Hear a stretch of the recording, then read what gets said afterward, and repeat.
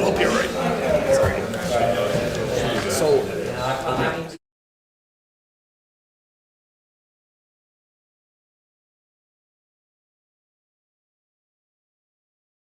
I still get nervous.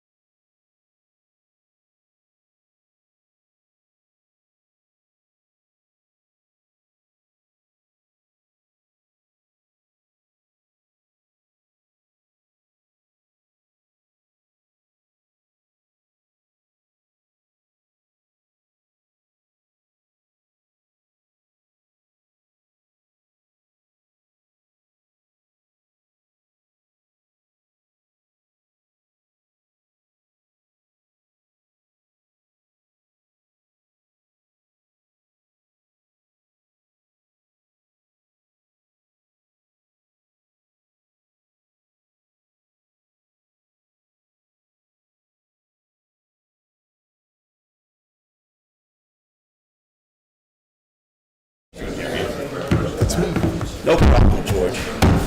Let's see where the hell we're at here. Capital for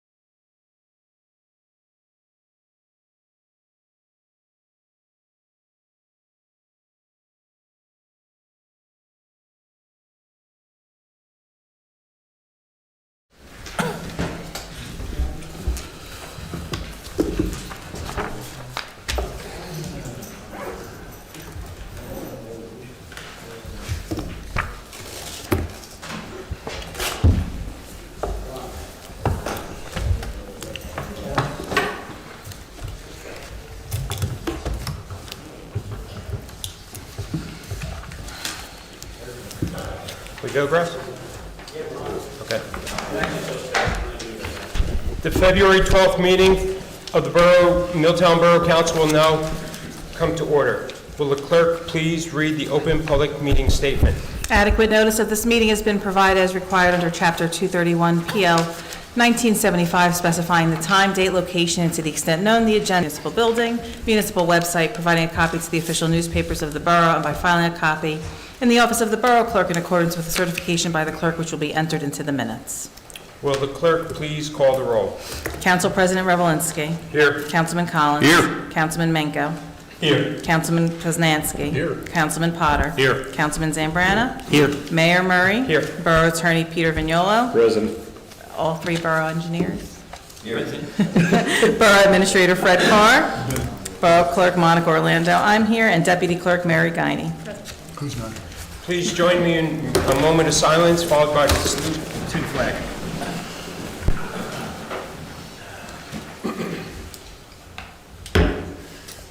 I pledge allegiance to the flag of America and to the republic for which it stands, one nation, under God, indivisible, with liberty and justice for all.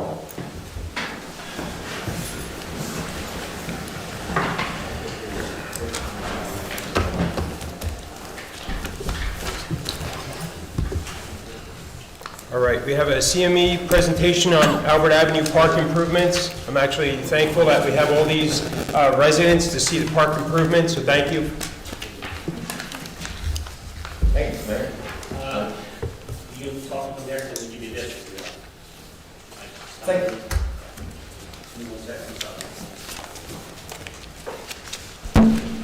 Thank you, sir. Thank you, Mr. Mayor. I have with us tonight Lou Plaskovka, who's a project manager with the firm, who I think most of you know, and we have an engineer in training, Alec Rankin, tonight, so we're going to ask Lou and Alec to begin the presentation and get this thing underway for you. So without further ado, take it away, Lou. Thank you, Mike. Mayor, council members, so this project is basically a bike path project. It's being constructed through a grant from the NJDOT Bikeway Program. The borough was successful in acquiring. It's a $255,000 grant. There's been, it started out as a bike path. There's been a number of iterations to the plan. There are some additional improvements that have been suggested by various committees. So we're here to talk to you about the original plan and what these additional improvements might be and the costs associated with those. And with that, I'm going to turn it over to Alec, and he's going to run through the plan.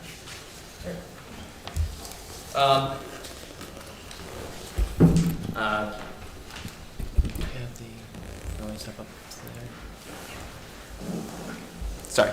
Hi, everybody. So to give a quick overview of the proposed improvements that we have currently for the plan, if you want to bring your attention to the page over here.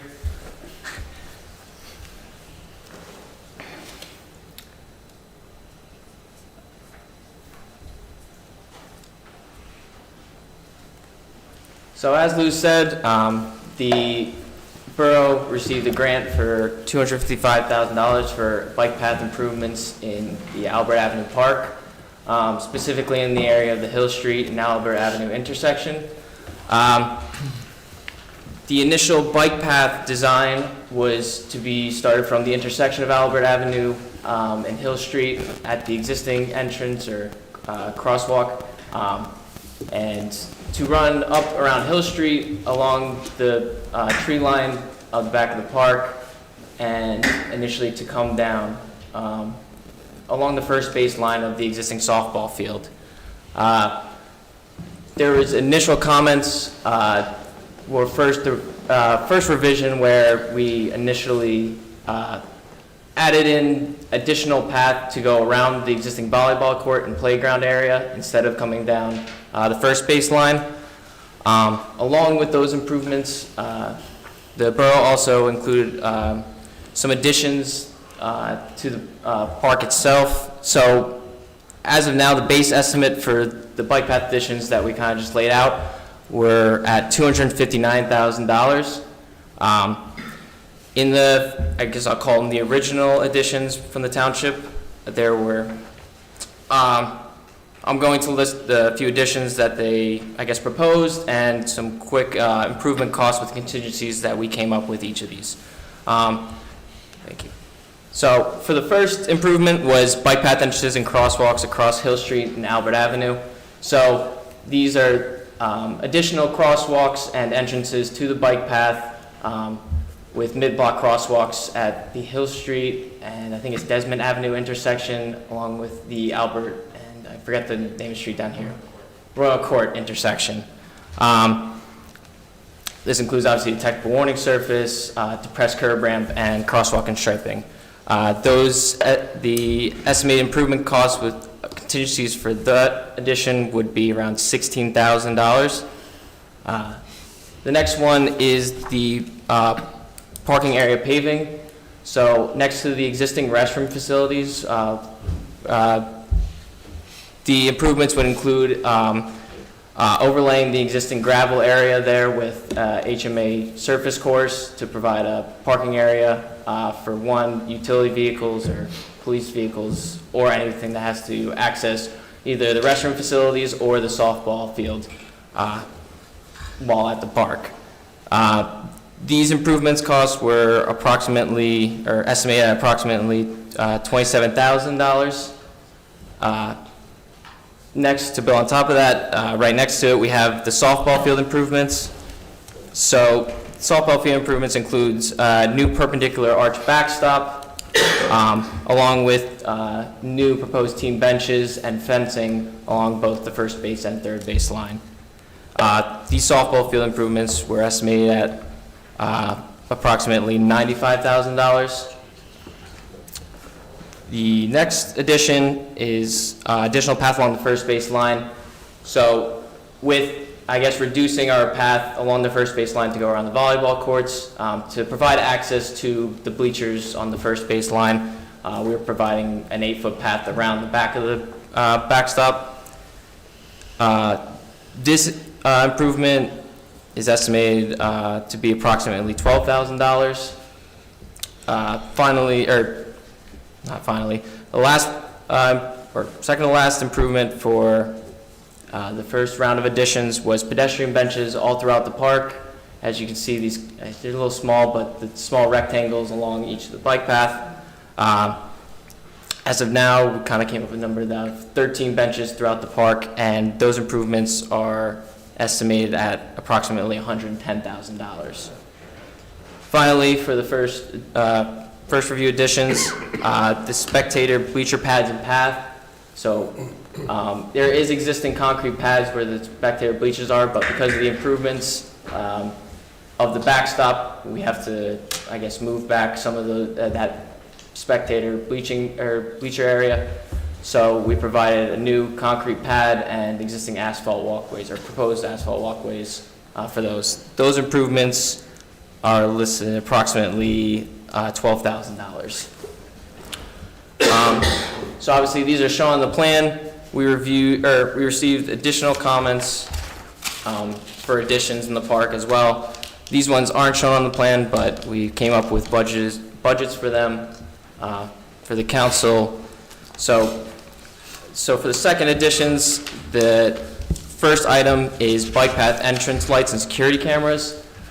This would be proposing lights at all 3 entrances, as you can see, the ones that we showed before, along with possible lighting and security cameras in the southwest portion of the park.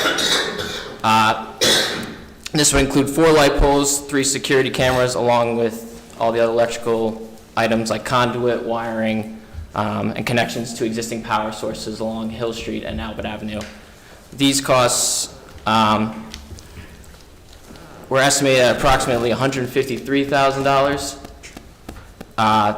Next addition was conduit crossings. So the first item is for, proposed lighting in the park. Conduit crossings would be something we'd add during the construction of the bike path in preparation of future lighting improvements throughout the park. So obviously maybe not just at your entrances, but along the path itself, the entire route. These would be conduit crossings every 100 feet to anticipate, again, future improvements, future electrical improvements in the park. This was estimated at approximately $14,000 to include those in the bike path construction. Next item is bike path add-ons. It's a pretty general term, but this includes the installation of 5 mile markers along the path, 3 bike racks, and 2 bike repair and air pump stations, along with additional path markings, 1 arrows, and just to tell you where you are along the path and what direction it should be going in. These improvements are estimated at $21,000. Next item is the trash receptacles in the park. This includes the furnishing and installing of 5 waste and recycling container sets throughout the park, in between or next to some of the proposed benches. For 5 waste recycling container sets, we anticipate the furnishing and installing to be approximately $25,000. Next item, the additional fencing for ball fields. So, as you can see, the path runs along the back tree line, but also very close to the existing softball fields and soccer field.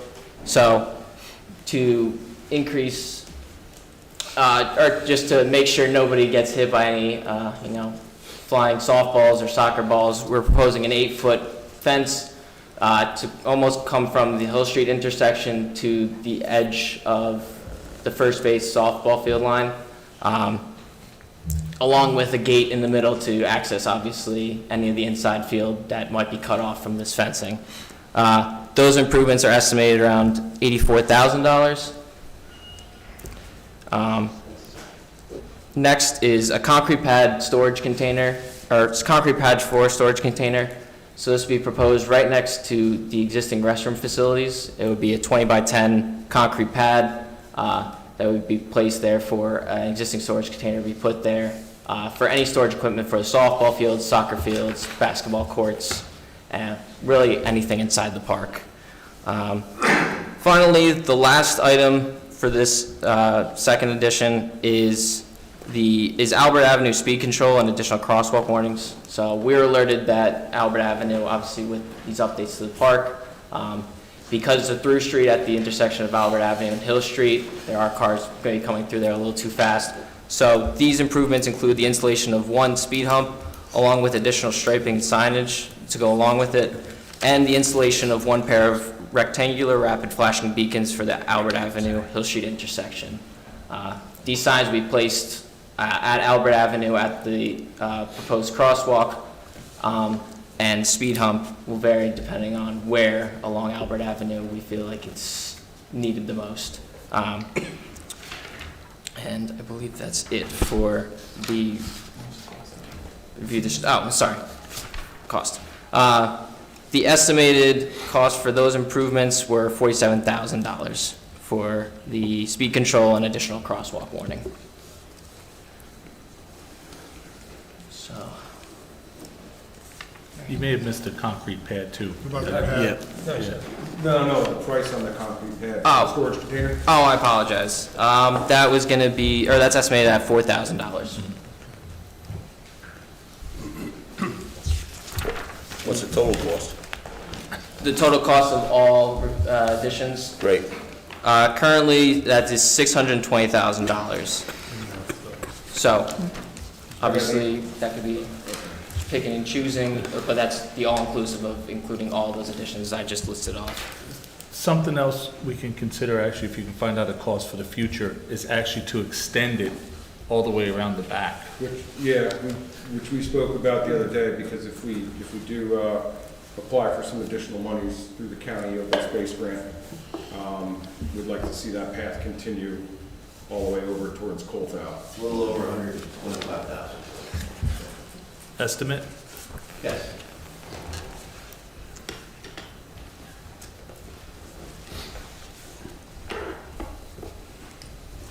Any more questions?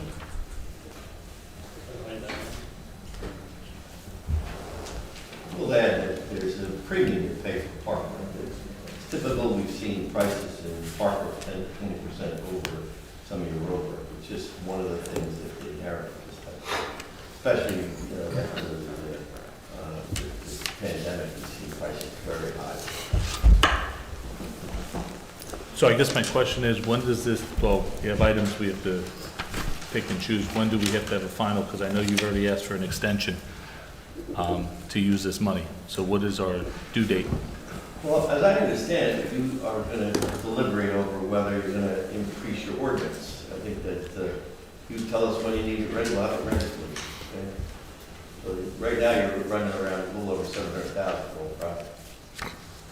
You need to, you know, your ordinance does not have that kind of money in it. I think your administrator and I have had a conversation, you're looking to possibly introduce an ordinance maybe at your next meeting to increase it, to cover it. So you only need to know which one you want. We'll have it ready by the time you get your money in place for the And this includes all the comments that came through. I know we went through, sorry, let me turn this back up. I know we went through the Recreation Advisory Committee, the DPW Committee. I think Utility threw a couple suggestions in there as well. So this encompasses all of those recommendations and all those asks. Yes. Anything else? I know with the police department, we had included the illuminated crosswalks and the speed humps. Is there anything else that in your review or your professional opinion, as you guys were going through, maybe your mind's changed on a thing or two, or you thought this should be included or not be included? No, I think the list is comprehensive. I think in terms of typical park work, when you have a park project, remember the money you got for the walkway was a specific NJDOT grant. It's not a park improvement grant program. It's an effort to try and make bikeways and encourage it. What you're doing now is it increases as a park improvement. And, you know, I can tell you, I remember now Red was not even big enough for a soccer field, and I go back a long time. It was a small field, and it was actually widened and regraded to make it a soccer field. So it's come a long way, and you know, it's something that is a good improvement. I've been keeping numbers here for anyone else who is listening along and might not have had a calculator in hand. Everything included the additional all the way over to Colthal of the bike path was $804,000 estimated. Subtract the $250,000 grant that we have currently in-house from the DOT for the bike path, and you're left with another $554,000 for financing. We did submit a letter of intent. The DPW director submitted a letter of intent to the county this week, inquiring about an open space, non-matching fund, just a grant, basically a handout from the county, which is for $500,000 annually. So that would, based on these estimates, increase Milltown's, or leave Milltown with about $54,000 Total. left over out of our pockets, so to speak. We have not applied for that grant, just a letter of intent of, we want to apply just to get on their list. Any additional costs? After that, we've got construction administration costs, is that correct? We have all the numbers together. Okay. Those are full numbers. Oh, those are full numbers for everything, okay. All this, is that, you said it's all the soft costs involved? That's correct. Okay. Yeah, we roll them all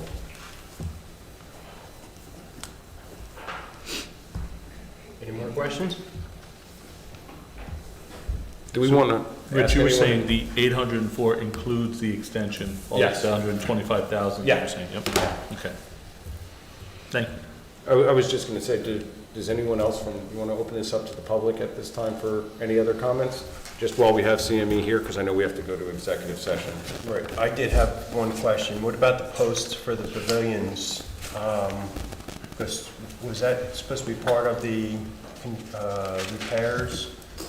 I think Ralph had a price for that already, for replacing those, so that if we need to add it into this scope of work as well. I think that was around 10,000 or 12,000. You do get a economy of scale when you have to open the back. And perhaps they could take the two existing goalies out, the goalposts that are there the nets are destroyed and nobody uses the full-size field anyway. It's all small goals. Okay. No problem. And this is all regrading, right, Mike, along Hill Street? Because there's dips over there. Yeah, it's, trying to save the trees best we can. Is there an anticipated number of removed trees or approximate number? Give it a second, we're checking that. No worries. I think we have about 6. 6? Long Hill Street, right? Yeah, there's a couple near where that parking area would be paved. There's one near the storm sewer extension on the corner. Are those the big X's? Yeah, just say there, yeah. Yeah. Okay. Yeah, actually, point. Yeah, so, And then the goal is to not take the trees, but we're trying to be conservative. It's like 7, actually. yeah, so existing along Hill Street, you can see we tried to avoid most of the trees you could probably see in the aerial. But as you go towards the back tree line, it's also a matter of trying to stay within the tree line, but also give enough clearance off the bike path. So some of them have to be removed just because of their vicinity to the bike path. Along with, again, some might be dependent on some of the additions, like the arch backstop. I know as of now, the existing backstop is pretty small, but with the proposed perpendicular arch backstop, that one might push back a little bit. And I know there's a little gravel area with a few. Some of those might be removed if that addition is included. Okay, thank you. How did the slope look for the parking area? I know that kind of dips downward towards those fields. Would it be to maintain that slope and the water would just run towards the field? Or is there, I don't know, any sort of trench drain or something to redirect that flow? Yeah, we're gonna have to do some grading over there to Okay. straighten that out. And that's included in the estimated cost? Okay. Yes. You need a small wall, I know, rather not, because we made a small wall, drop off. We were kind of thinking that too. I know that's one of the things we discussed was perhaps a small retaining wall, whether it be 24 inches tall, maybe a fence at the end of it so a car doesn't just accidentally drive too far. It would make sense. This doesn't include any field improvements, right? Into the soccer field? Not at this time, no.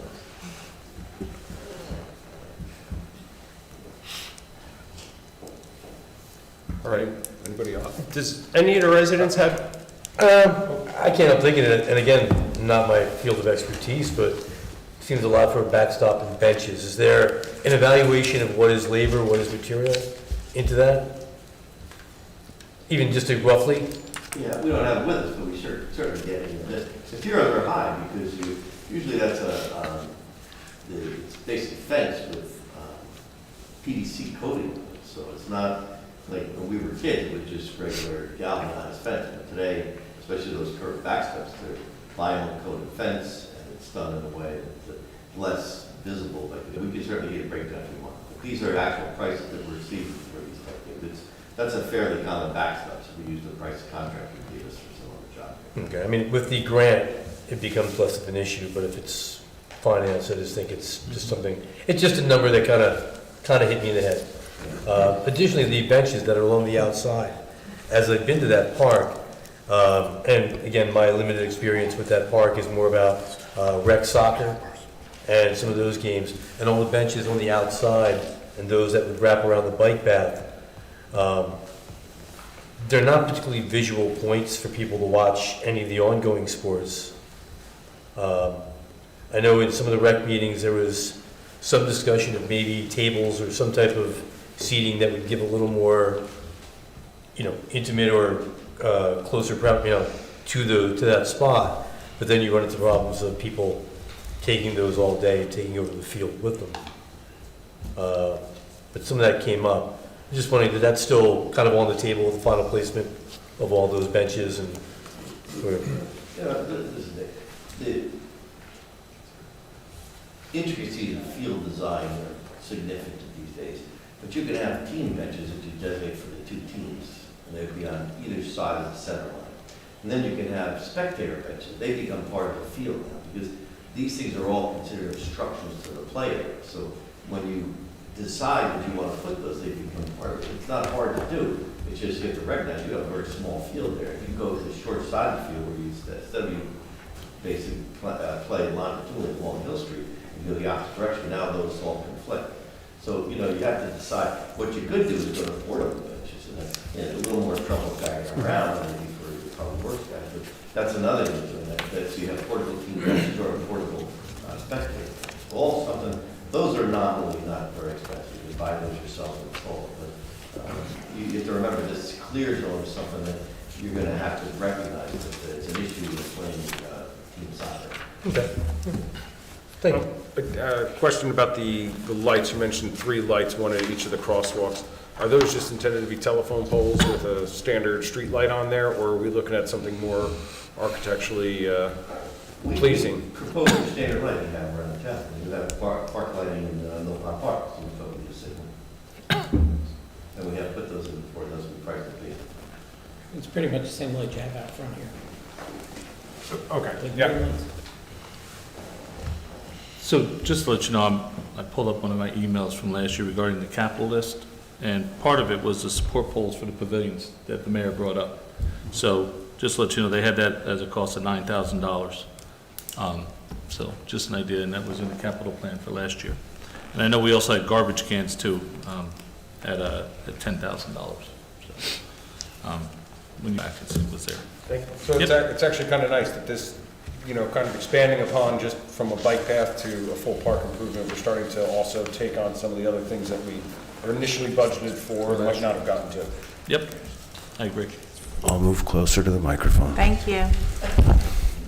Was I okay? Did any members want to comment on specifically just the park improvement? I know we have a couple. Michael, no. Just state your name and address for the record, please. Yeah, Michael Shikarjan, 19 Yarnell Avenue, Environmental Commission. Just a question about the trees that are, that would come down with the path, et cetera. It would be nice to know what the caliber of the trees are, the species, and whether it would make sense for replacements to be put somewhere. That's it. Thank you.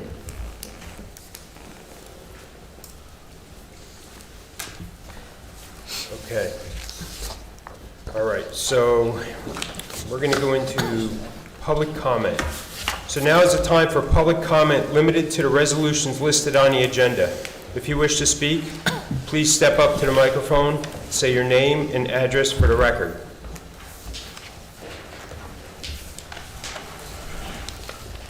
Okay. Seeing no comments, this portion of the meeting is closed to the public. All right. So will the clerk please read resolutions 2465 entering executive session?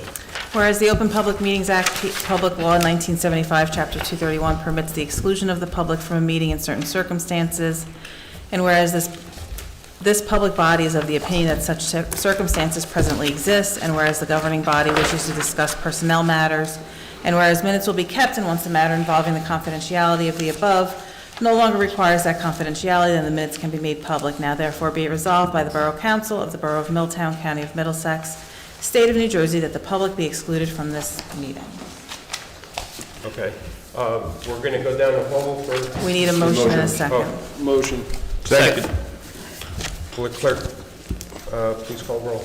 Council President Revelinsky. Aye. Councilman Collins. Aye. Councilman Menko. Aye. Councilman Poznanski. Aye. Councilman Potter. Aye. Councilman Zambrana. Aye. Time is 7:30. We're going to go down the hall for a few minutes, and we'll be back.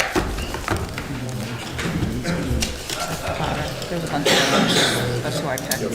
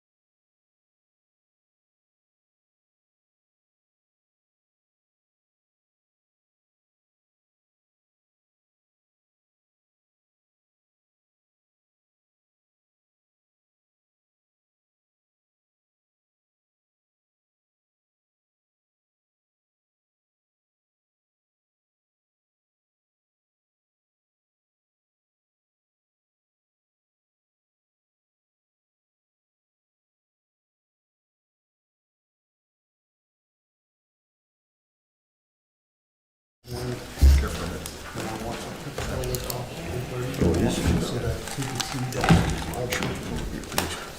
just saw those today.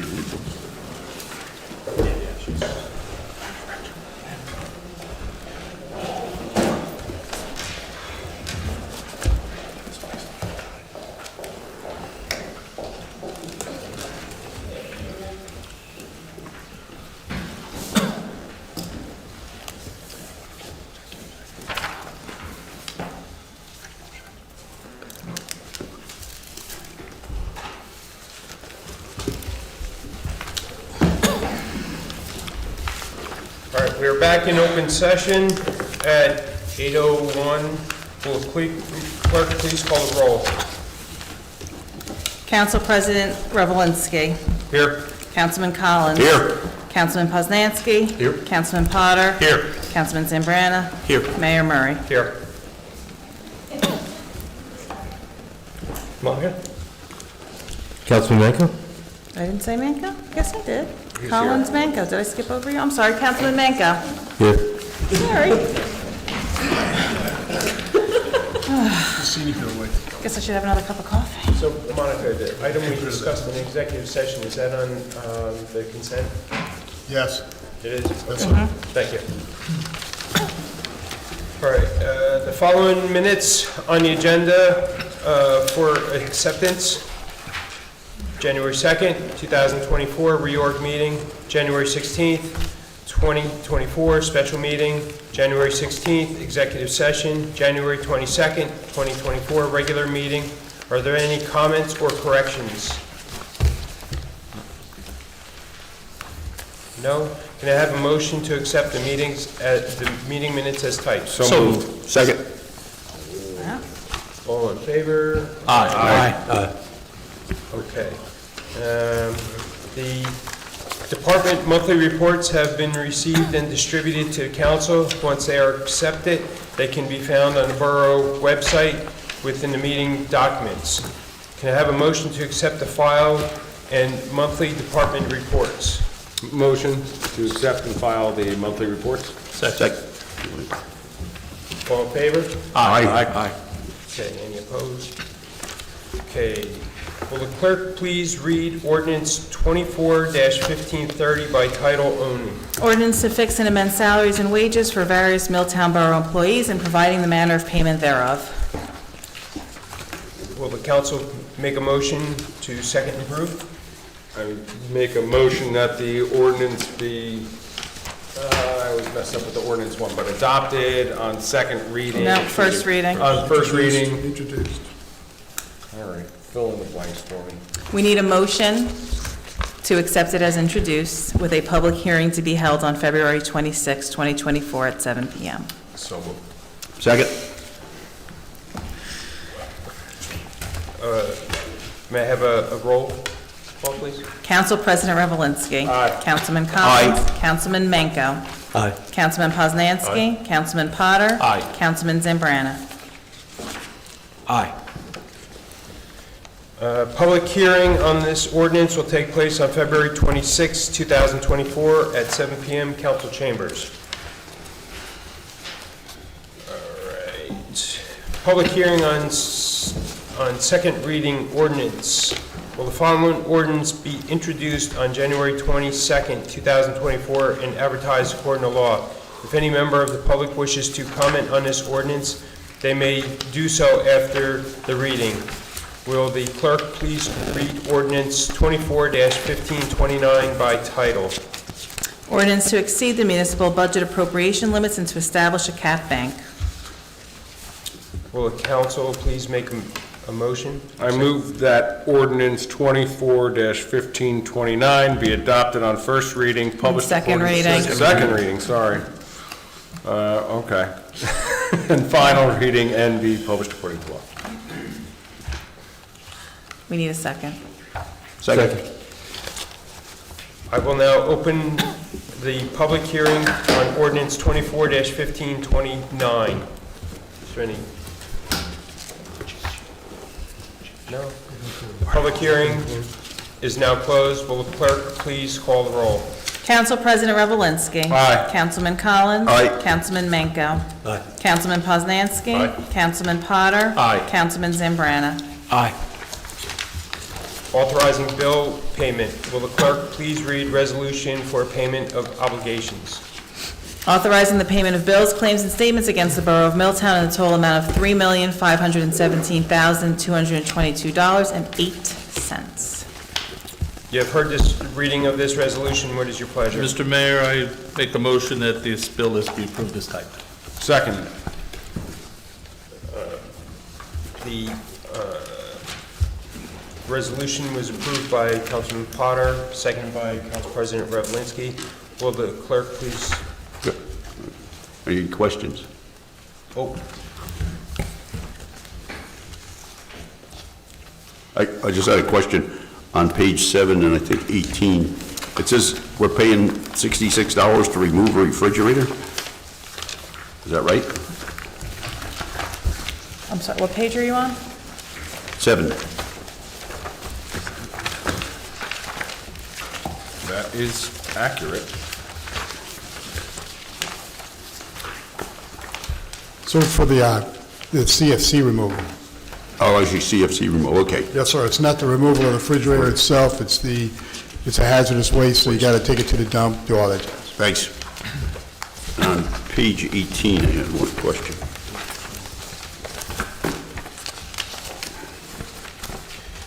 Let's see, maybe it's in 18. It says the senior center, it had fiber invoice. Is it a new fiber connection for the senior center, or? Page 18? 472, and then it says $154, but. I don't believe so. Was it new, not a new connection, right? It says senior 472? Was that with software maintenance?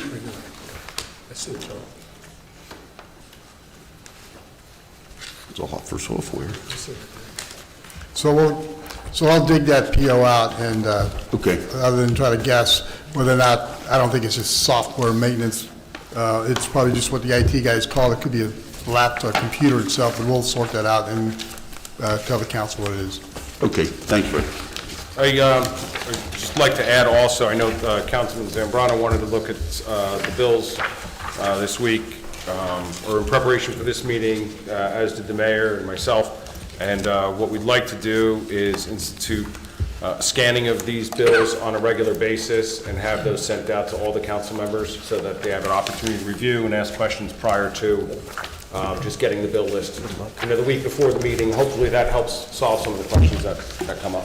And Council President Revelinsky, the reason for that is so it's more detailed, so we don't have to Yes. ask these Yep. questions to our BA. So we still can ask the questions, but at least we'll have more information. And then this way, we're not stuck with one person has and someone else doesn't. Correct. But since that's still in question, are we still able to approve this, or do we have to hold, what is that, does that one thing hold up the bill, or? No. No, sir. No? So so in the bill list, the money's already been obligated and paid. It's not paid, it's just waiting for the council to review it and understand it. We've already, what we don't have right now is an explanation of what the money was spent for, not that it did not go through the purchase order requisition, was appropriately done. I just can't specifically say what it was, but there's no reason that you can't pull it. If you're uncomfortable, you can't pull that from the bill list. We'll hold that check until a later time. Councilman Collins, Yeah, that's acceptable. do you want to pull it, or do you want No. to? Okay. No, we'll approve it. I just want to take a look at it, see what it Didn't is. answer. okay. Will the roll, clerk, please call the roll. Council President Revelinsky. Aye. Councilman Collins. Aye. Councilman Menko. Aye. Councilman Poznanski. Aye. Councilman Potter. Aye. Councilman Zambrana. Aye. A consent resolution has been prepared for the resolutions listed on the agenda. All matters listed under the consent agenda are considered to be routine in nature and having been reviewed by Borough Council will be enacted in one motion. Any items may be removed from the consent agenda at the request of any council member, and if so removed, will be treated on a separate matter. Any items requiring expenditure or supported by the certification of funds. If any member of the council wants any resolution acted upon individually, please give me the resolution by number, and it will be pulled from the consent resolution. We actually have letters. Yeah, it Yes. was letters today only because I wasn't sure if there was going to be action after executive. Yes. They'll So be we'll still numbered get the after the letters? meeting. We'll Yeah, still so get- just let me know the letter. Yeah, so, Mr. Mayor and Monica, I'm going to pull item J. Is that it? Yeah, I'd like to pull item L.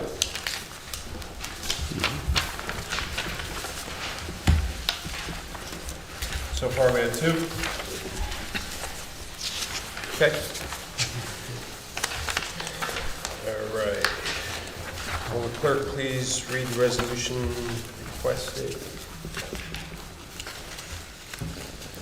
Whereas pursuant to the rules of council, the council may establish a consent agenda for any regular or special meetings upon certain conditions, and whereas each of the following resolutions to be presented before the Borough Council at its February 12, 2024 regular meeting appear to have the unanimous approval of all members of the Borough Council, resolutions A through I, and K, and M. Now therefore be resolved by the Borough Council of the Borough of Milltown that each of the above listed resolutions be approved and adopted by the Borough Council with the same legal effect as though each were read in its entirety at the February 12, 2024 regular meeting and adopted by separate vote. You heard the reading of the consent resolution. What's your pleasure? Mr. Mayor, I make the motion that these resolutions be adopted. Second. Motion by Councilman Potter, Nick on the trigger. second by Council President Revelinsky. Will the clerk please? Okay? Aye. Councilman Collins? Aye. Councilman Manco? Aye. Councilman Poznanski? Aye. Councilman Potter? Aye. Councilman Zambrana? Aye. Will the clerk read resolution L, J by title, please? Granting permission to the Milltown 4th of July Organization Incorporated to hold the annual 4th of July activities. What's the pleasure of council? I move that this resolution be adopted. Second? Motion made by Council President Revelinsky, seconded by Councilman Collins. Yes, so, Mr. Mayor, thank you very much. The reason why I pulled it, not because I do not want the Milltown 4th of July, I do, but only because I'm on the executive committee, and I'm going to abstain from Okay. this vote. So, that's the only reason why I pulled it. All right, can we have a roll to approve? Council President Revelinsky. Aye. Councilman Collins. Aye. Councilman Manco. Aye. Councilman Poznanski. Councilman Potter. Abstain. Councilman Zambrana. Aye. Okay. Clerk, please read resolution L by title. Authorizing personnel action, municipal court. What is the pleasure of the council? I move that this resolution be adopted. Second. Motion made by Council President Revelinsky, seconded by Councilman Potter. Will the clerk please call the roll? Discussion. Oh, discussion. I just said, was this a full-time job? We're going 2 part-timers, or? This is because in the court, do you want to take that? So these are 2 on-call part-time clerks. That's why their rate is that. So for vacancies in the court, as the council knows, we have neither a court administrator or a deputy. We're trying to hire a deputy and find a shared services perhaps with a court administrator for the court itself. It's being currently run by the Middlesex County Vicinage. Saw the gentleman here works, and these are the sort of the on-call people that they bring in to take up the slack and do the work when the other people aren't available. I see. Thank you. Seeing no further comments, will the clerk please call the roll? Council President Revelinsky. Aye. Councilman Collins. Aye. Councilman Manco. Aye. Councilman Poznanski. Councilman Potter. Aye. Councilman Zambrana. Aye. Reports from the officials. Council President Revelinsky. Thank you, Mr. Mayor. Very brief, we did have Personnel Committee meetings this week on Tuesday, discussed several matters, including the ordinance that was introduced this evening for fixing the salaries and wages. Part of that did bring up the salaries to be at least minimum wage and bring a couple others up to par. Ford Avenue was canceled this month. There was no meeting. I know they're still interviewing or going through the resumes for the executive director position. And last but not least, the planning board meeting was also canceled for this month with no applicants to be heard. That concludes my report. Thank you. Councilman Collins? Thank you, Mr. Mayor. Milltown Electric Utility, February 12, 2024. A new span of secondary conductors was installed on North Main Street to facilitate a permanent service connection for a dwelling. The existing circuit was balanced between two existing transformers in the area. Department members responded to sparking wires on West Foch Avenue and repaired a service drop cable. Linemen responded to 8 calls for broken street lights. 6 lights were repaired. 2 were replaced with energy-efficient LED fixtures.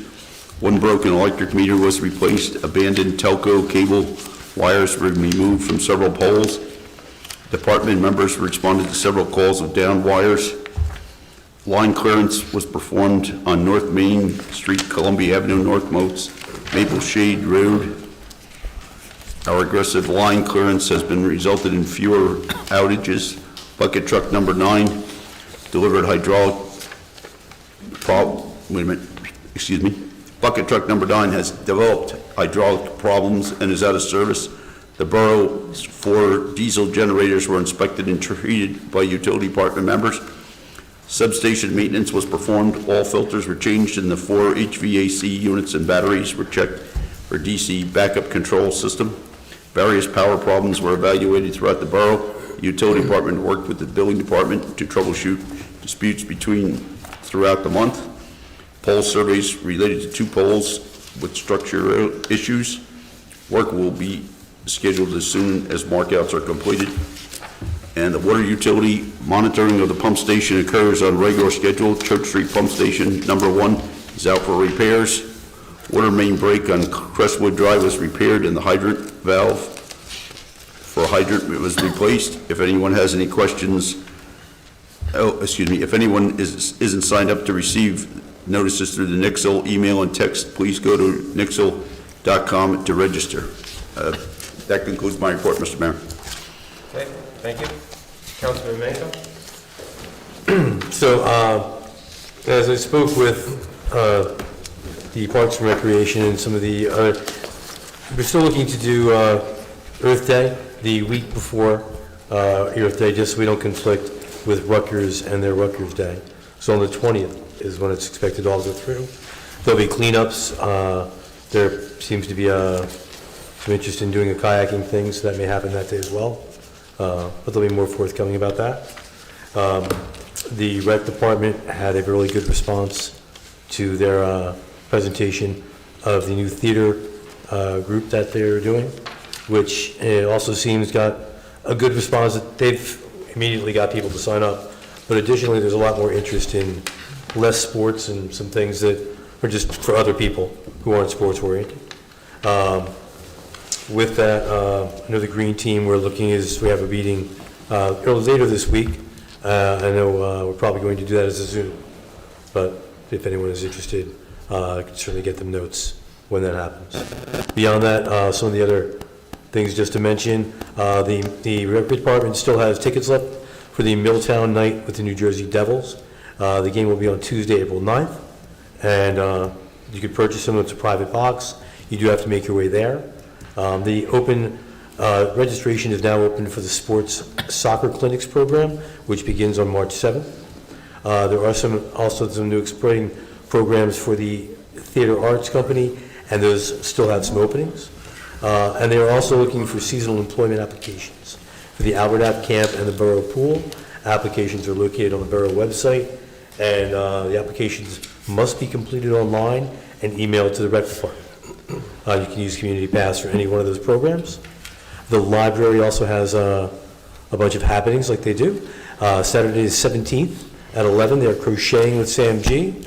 Wednesday the 21st at 11 a.m., they have a drop-in craft They'll come in, they'll make, and you're gonna learn how to make a craft that day. Story time Thursdays, 10:30 a.m., Babes and Tots, and 11:30 a.m. for all ages. Saturday the 24th, they have book art for babes. Sign up is required. Saturday, February 24th at noon, What's Up with Cannabis? Kind of an interesting thing that I wouldn't have expected to have there. It says, hear the latest and get your questions answered by Rob Mejia, a cannabis professor from Stockton University. Monday the 26th at 10:30, there's a heart and health screening there, presented by Breathe In Health. Monday, the February 26th at 6 p.m., there's Jeopardy night for teens and adults, and the library will be closed on Monday, February 19th, in honor of President's Day. Thank you, Councilman Menko. Councilman Benzansky? Sure. This is the DPW report. Street sweeping has taken place and is ongoing to meet DEP regulations. The quarterly catch basins and outfall pipe cleaning has taken place to meet the DEP stormwater regulations also. Staff continue to address any potholes that need to be repaired. Please use the report of concern feature on the Borough webpage to report any new potholes. Cleanup of bamboo, down trees, and vegetation at the Schwendeman cabin continues. Fallen tree on Highland Drive was removed. Installed remaining public parking signs on Main Street and at Michelin Field. Leaf cleanup continues at the pool. 50 fire hydrant markers have been installed throughout the town. Leaf cleanup at Borough Park has been completed.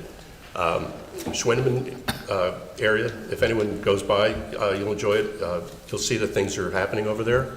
And also at the old DPW, please drive by. It looks better every day. The guys have been working on it. And I also have a report from the Senior Center, the update. Following activities take place each week at the Milltown Senior Center. The activities are run through the Office of Aging for those 60 and over. Some of the activities include aerobics, line dancing aerobics, chair yoga, billiards, walk aerobics, men's club, chorus, Spanish, arts, crafts, bingo, and a monthly visit from the VNA nurse and sweating with the oldies.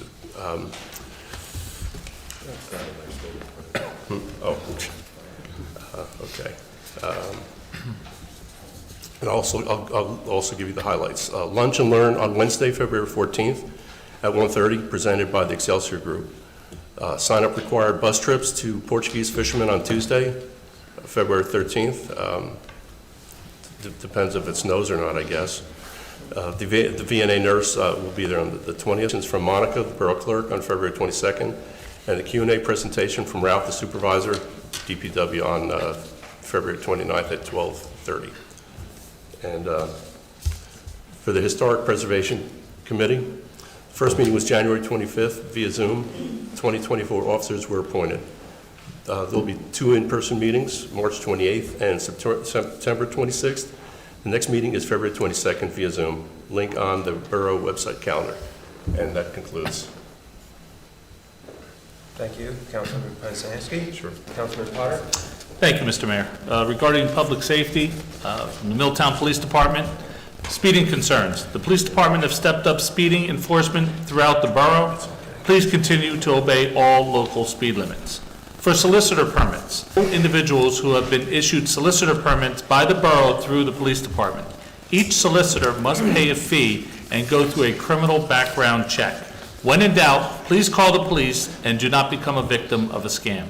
Regarding hiring, the police department is currently accepting applications for crossing guards and public safety telecommunicators. If interested, applications for both positions can be found on the borough website. For more information, please contact Lieutenant Carmen DiLorenzo at cdilorenzo@milltownpd.org. Finally, the Milltown Police Department are very happy to help our community with any problem. As a reminder, threatening situations, please dial 911.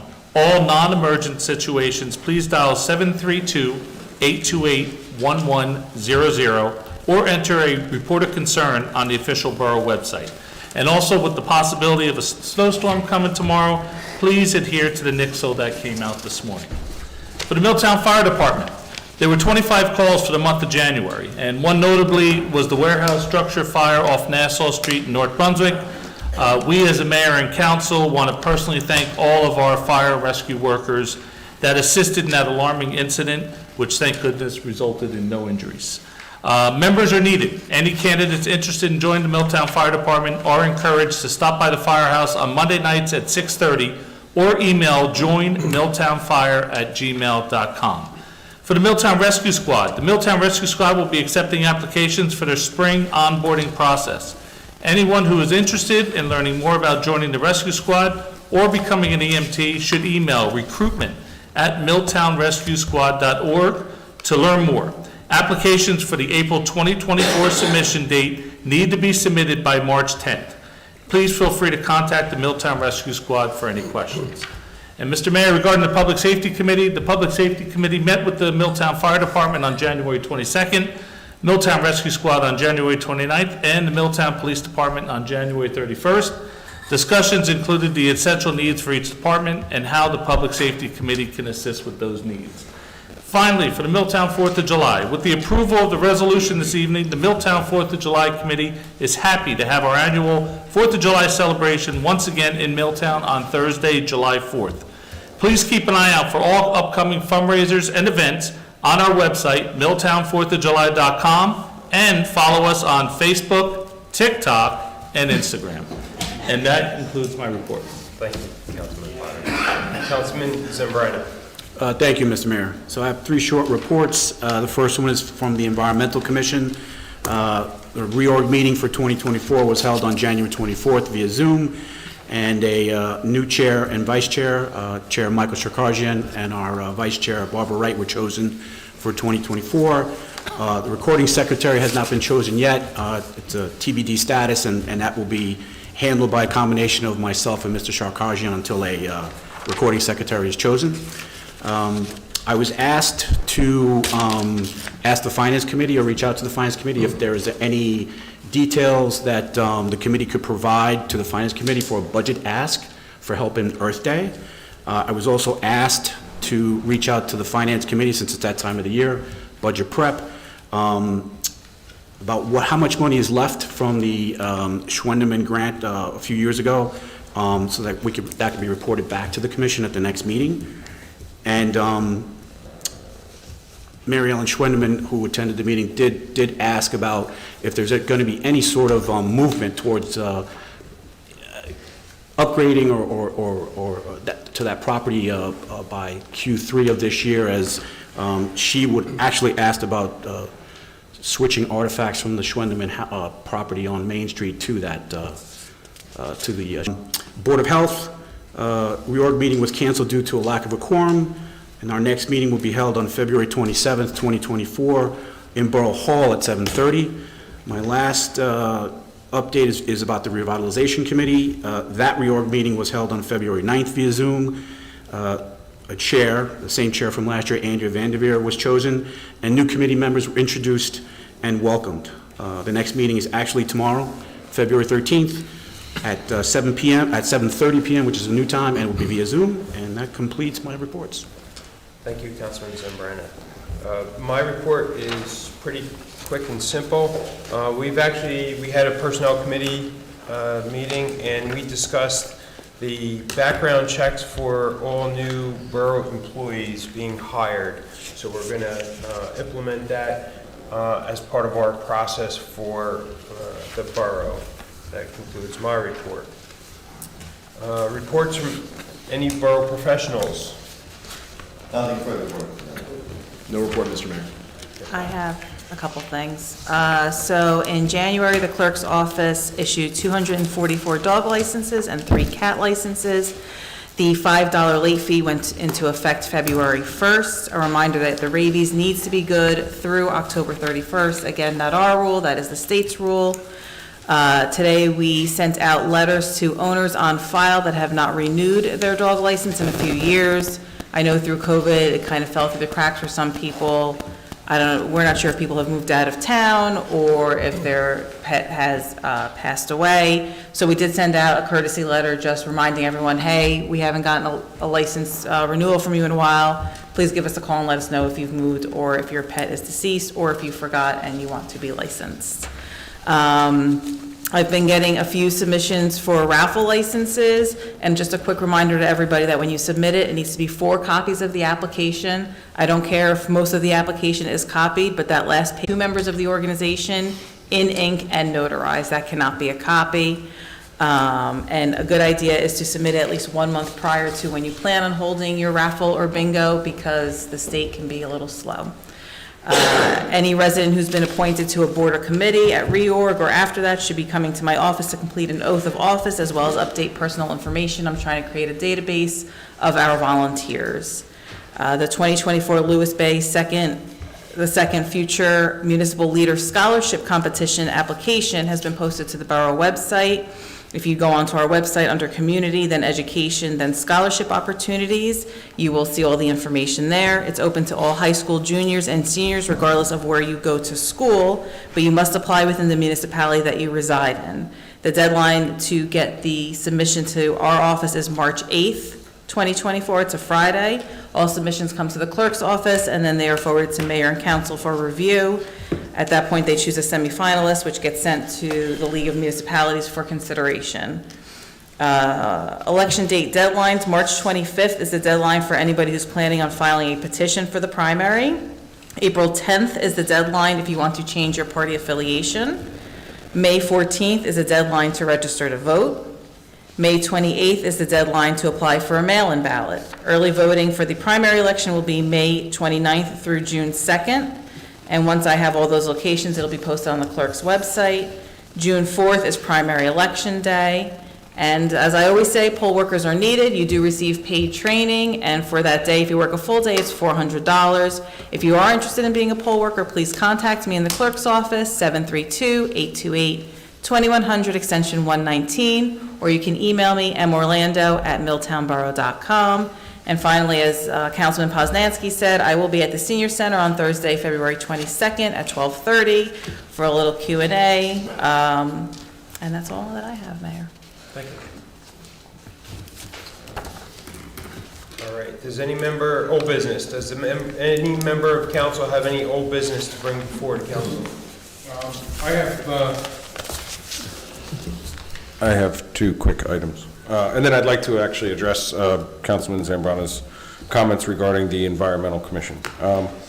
The first for old business, and I'll shoot this towards the clerk, where are we with posting the sale of surplus equipment? Last year, I believe it was in October or September, we had compiled a list, passed resolution to sell those items. I know we were still waiting on a couple of VIN numbers or I have all that. The pictures I'm going through to make sure that it's everything, that every side and the inside, everything else. So by the end of this month, everything should be posted. Okay. And the reason I bring that up is because today I was stopping down to Borough Hall, and Councilman Poznanski didn't mention, but I know he wanted to, was the tremendous work that the DPW crew has been doing over at the old electric substation. And you didn't. But you can Sorry. continue. I apologize. I didn't hear you say. But they're doing the work at the DPW and electric substation. If you do drive by or walk by, you'll notice things are a lot more clean over there. Just taking one step forward to hopefully turning that into a park one day. And you know, they're also doing, I know Gary mentioned it as well, the work over there at the Schwendeman Cabin. Schwendeman Cabin is a little bit of old business. At this time, we did have correspondence going back and forth with the architect. The architect had indicated that prior, when he submitted his proposal, thank you, he anticipated there being some architectural floor plans. And for him to do a proper report on the condition of the facility, he did state that he anticipates another 16 hours or 16 to 20 hours of work to draw out that floor plan. I did speak with Mayor Murray today. He indicated that at one point he had drawn up floor plans in AutoCAD, which is tremendous help. So we're going to pass those over to the architect. But that architect is being paid out of the grant that we received for the property. Other than his fees, which have not been spent yet, no additional monies had been spent other than a couple of nickels and dimes on materials for treating the wood. The rest of the grant still does remain, so there should be around $102,000, if I recall correctly. With the additional hours, that would bring the architect's fee to somewhere in the neighborhood of $6,000 to $7,000 to do the assessment report, which would include indications of the status of the electric, the plumbing, the HVAC, all those nuances of both the cabin and the addition. He did ask that we discuss this. I thought it would be a good time to bring it up so we can get all of council's feedback on this. If we are okay with just letting him know that, yes, that's okay for the additional hours in order to generate a proper report for the floor plans.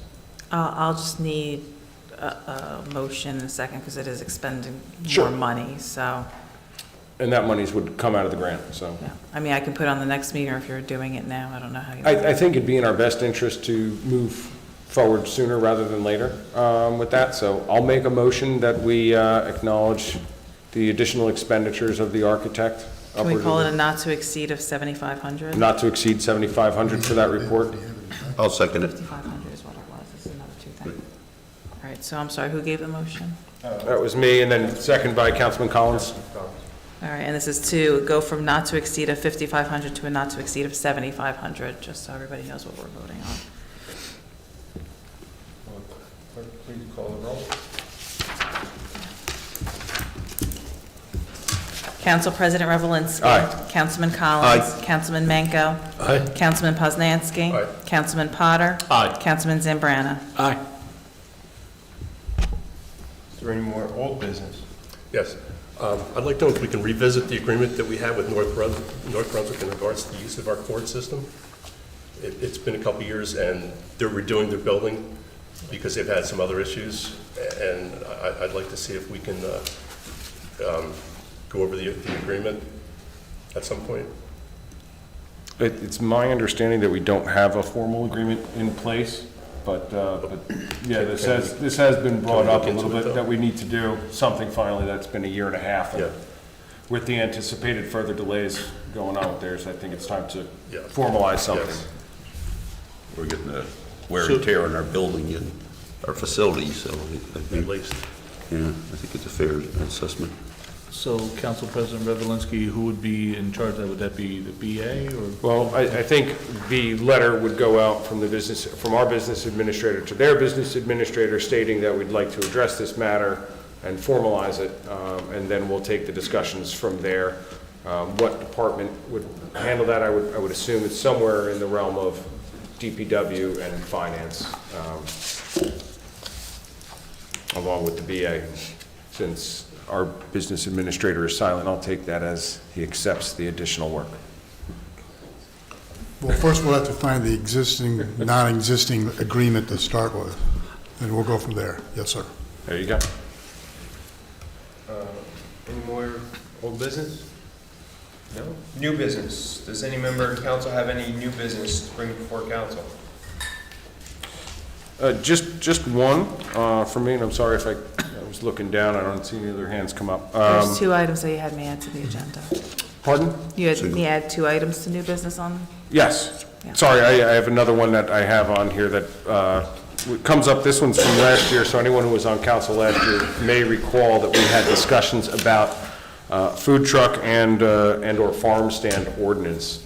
And if it's, I believe that at the time, the council members who were up here last year were all in favor of moving forward with something of that. I just want to make sure that we're all still kind of in that mindset, and we can give some direction over to our borough attorney to start drafting up an ordinance for this. Yeah, I believe, Peter, we decided to go with one option and, you know. I just need to know what it is you're contemplating, if you Sure. guys want to try to, maybe by next meeting, have some, idea of what you want to do and how you want to do it.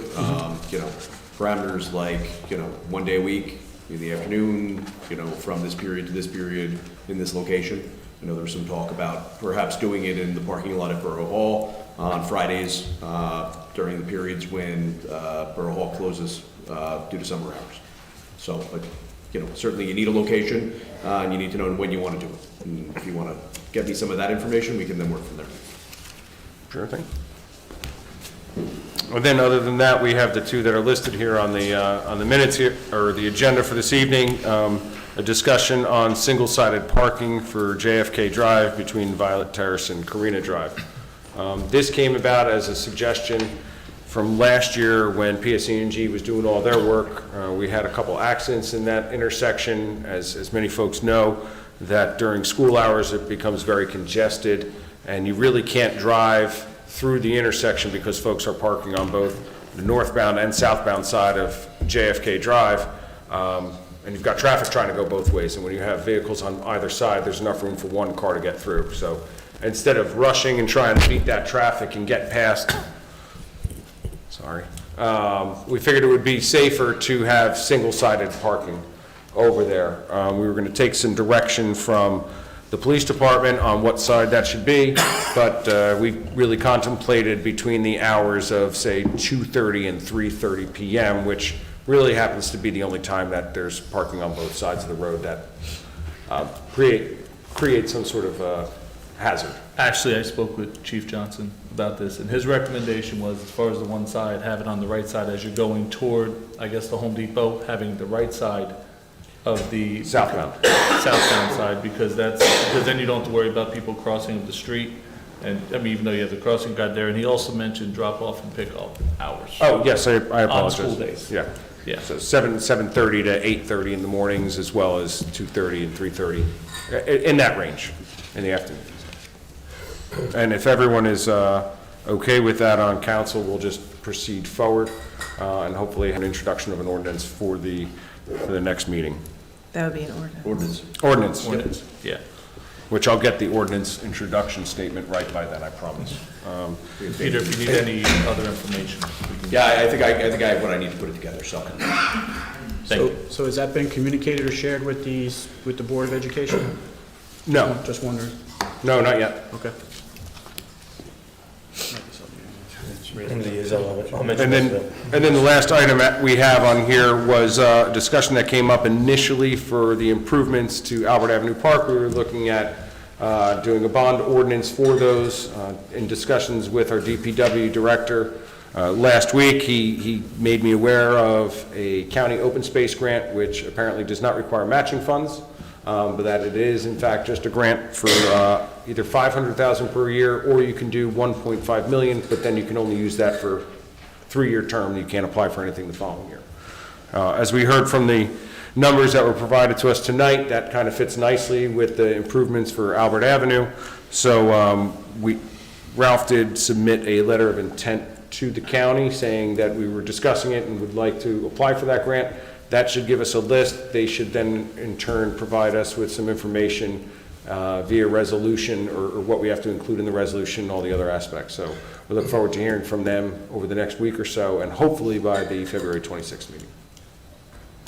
And that's all we have, or I have, for new business. Can I, with this parking ordinance, do we have to send out notices to the people on that street before we do, like, does that mean? You can. But we're not obligated to? I don't know if there's any obligation when you're creating police restrictions on the street to do that. Okay. Do we have to paint the curb lines? Probably not if you're gonna just make it, so you're gonna put signage up, but you're not gonna paint the curbs because you're gonna have parking there some of the time. Okay. Right. Thank you. I would say it's actually a good suggestion. Yeah. So I think when we do the introduction, at that point, like, we should probably notify the public. But we so can that just they do come down. flyers, we don't have to do an official certified notification. That's all, I just need to know what I was. Sure. It's close to my house, I'll even deliver them personally. Yeah, I'm sure the police will do it too when they're out there. Okay, any more new business? No? Okay. Open to the public. The public comment portion of the meeting is to allow the public to bring to the council's attention their concerns and comments. The council will respect the public's time by refraining from any comment until the speaker has finished. It should be further noted that the public comment portion of our meeting is not too structured as a question and answer session. Please state your name and address for the record when coming to the podium. So I just want to be mindful, we have a large group, just be respectful of everybody's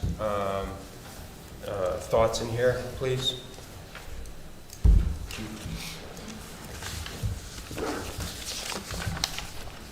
very nervous. My name is Judy Scala, 56 South Main Street. Hello, Mayor, Council, Borough Attorney, Clerk. I come to you, I've lived in my house for, I'm going on 50 years. At one point, I lived across 3 taverns, the Spirit, the Lion, the Milltown Tavern. Never a problem. Lately, St. Paul's, which I was a member of St. Paul's for 23 years, has started renting out their hall. It is out of control. I went to the minister on December 10th and told him that 2:05 in the morning, this cannot be. It just can't. It's out of control. He said he was sorry and that he would take care of it. Well, the next week it happened, continued to happen. So I felt so bad because I was a member of the church that I had to phone the police because I think at 1 o'clock in the morning is too much. So then I let the minister know that it was I that phoned the police because I felt so guilty calling the police on my church. And he got a little irate with me and really hurt me with his statement that, I'm not going to say the whole statement, but more or less that I could keep on calling the police, all the neighbors could call the police, he's going to rent this hall. And I was really hurt by that. And then a few weeks later, I received a note from him, which I acknowledged, and he more or less apologized for hurting me, or it was not his intent. So then I said, I think I better go to the consistory. I did speak to the president, who was very kind, but nothing came about. He went through the list of everything that was going to happen, and there's more parties, more bands. Then I talked to 2 other members, because nobody could tell me what was the time slot that these parties were being booked. Everybody, the president of the consistory and 2 other members told me they never saw the contract. They did not know. But this cannot happen, keep on going. It's not good for my health. I have an illness, I have Parkinson's. And this stress and going on to 10 o'clock, 11 o'clock, 12 o'clock, it's just so out of control. And plus, I don't even think that area is zoned commercial. I know I am. I'm commercial and residential in Maine. But I think where the school is zoned residential. And I really never wanted to ever in my life come here and talk to you guys, but this has to be solved. So I ask you for your help.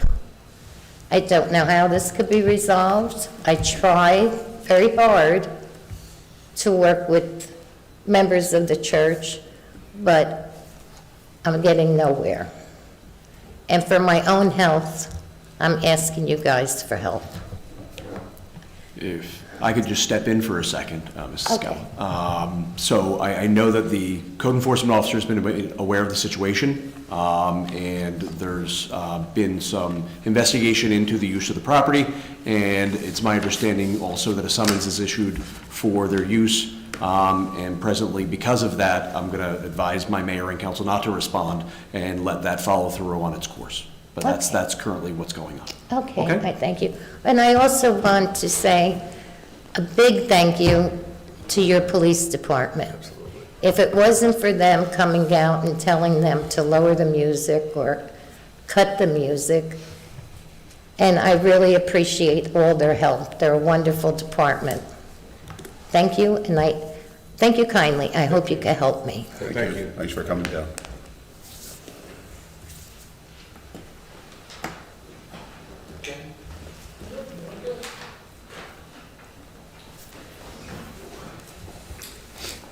Evening, everybody. I can respond to all that. My name's Dave Hastings. I live at 60 North Wilson Ave. I had some remarks prepared, and I think I'm just going to stick to it. I just want to speak briefly about this issue. I'm the president of the consistory at St. Paul's. When it first came up, it was a noise ordinance issue. Excuse me. So I spoke to Judy and Rich a number of times and tried to convey to them that we didn't even know about the 10 o'clock noise ordinance at first. But we were really going to make an effort to make people stick to it. We changed our rental agreement. We put signs up. I ended up speaking to Lieutenant DiLorenzo and Chief Johnson, who were both great. Particularly the chief was very supportive. He said, look, it is 10 o'clock. We have to respond. But, we're all part of the community here. We want to work together. And I was hoping that would help solve the issue. That I was told that a resident came and questioned the zoning, of the building in the back. If you're not familiar, there's the church in front, the parsonage, and then behind that's our education building and social hall. So I reached out to the zoning official. He got back to me a couple days later and said he thought it was R6, and we were in violation of it. So I tried to get a little more information. We spoke to an attorney about it.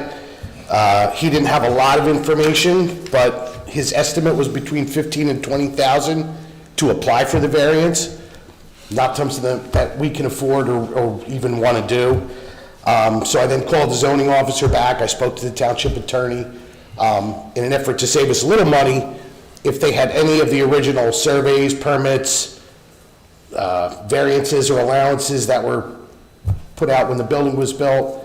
I learned some things about non-conforming, pre-existing use, and so we were trying to get some answers on that. They both told me that any paperwork like that was in a box somewhere, and they weren't going to look for it, so we'd have to hire an attorney and kind of go from there. I also asked if we could have a little time to just kind of investigate this a little bit, and I was told no. So the zoning officer called me early last week and wanted to know about the variance. I said, at this point, I think we're just going to have to stop renting the hall. We don't have the time, the money for a variance that we may or may not get, or there would be restrictions that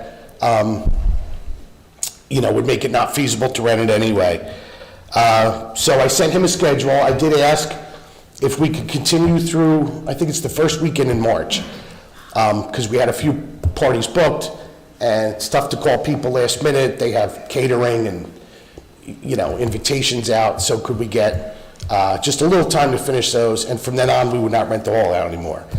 And then he called me today and said he's issuing the summons. I was just kind of disappointed and a little surprised that the response from the borough was no, and just kind of closed the door, and that was it.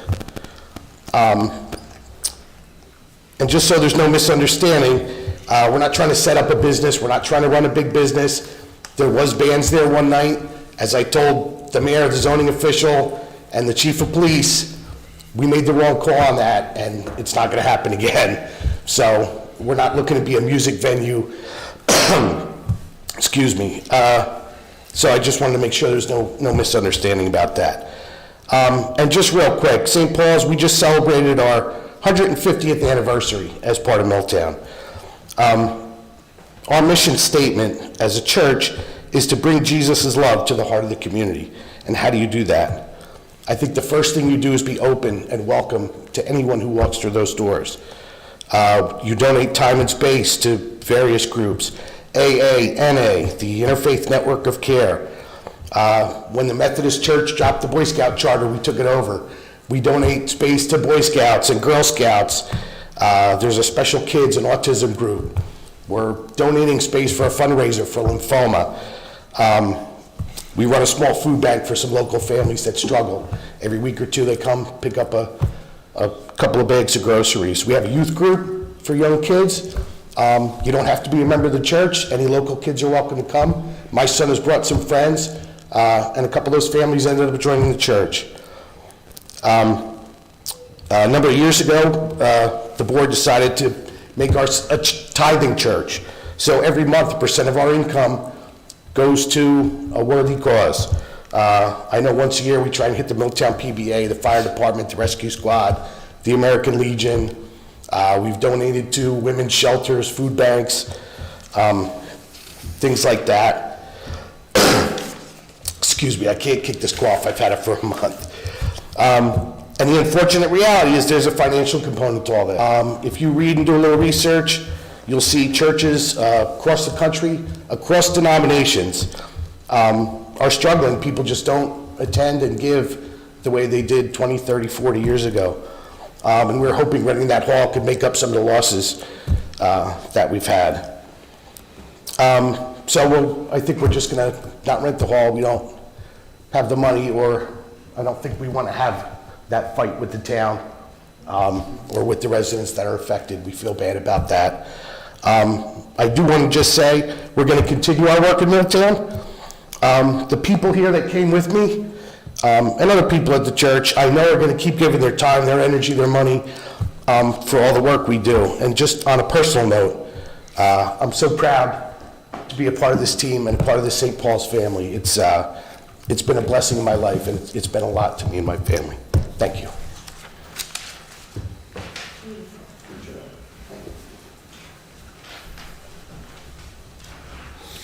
Richard Ryan, 60 South Main Street. Mr. Mayor, council members, everybody. Everything that's been said so far is absolutely true. Judy's comments, absolutely 100% true. I wouldn't say it if it weren't true. The problem that still exists, however, is that once it was determined, if it was determined by mayor and council that the use is a non-approved accessory use, I don't see how a decision can be made to allow it to continue. I say that now, even though there's an effort clearly to change that aggressive use, because what's also true is that though there was dialogue between residents and members about certain steps that would be taken, they were not taken. And specifically, the initial response we received was that if we were to notify them about the noise issues, then they would deal with it. Only they did not. So we found ourselves in a position where I had predicted when I had my conversation with the pastor that that would happen if we had no other recourse. So I say that because even though this sounds like good news to me, frankly, I don't have much faith in the fact that they will adhere to that.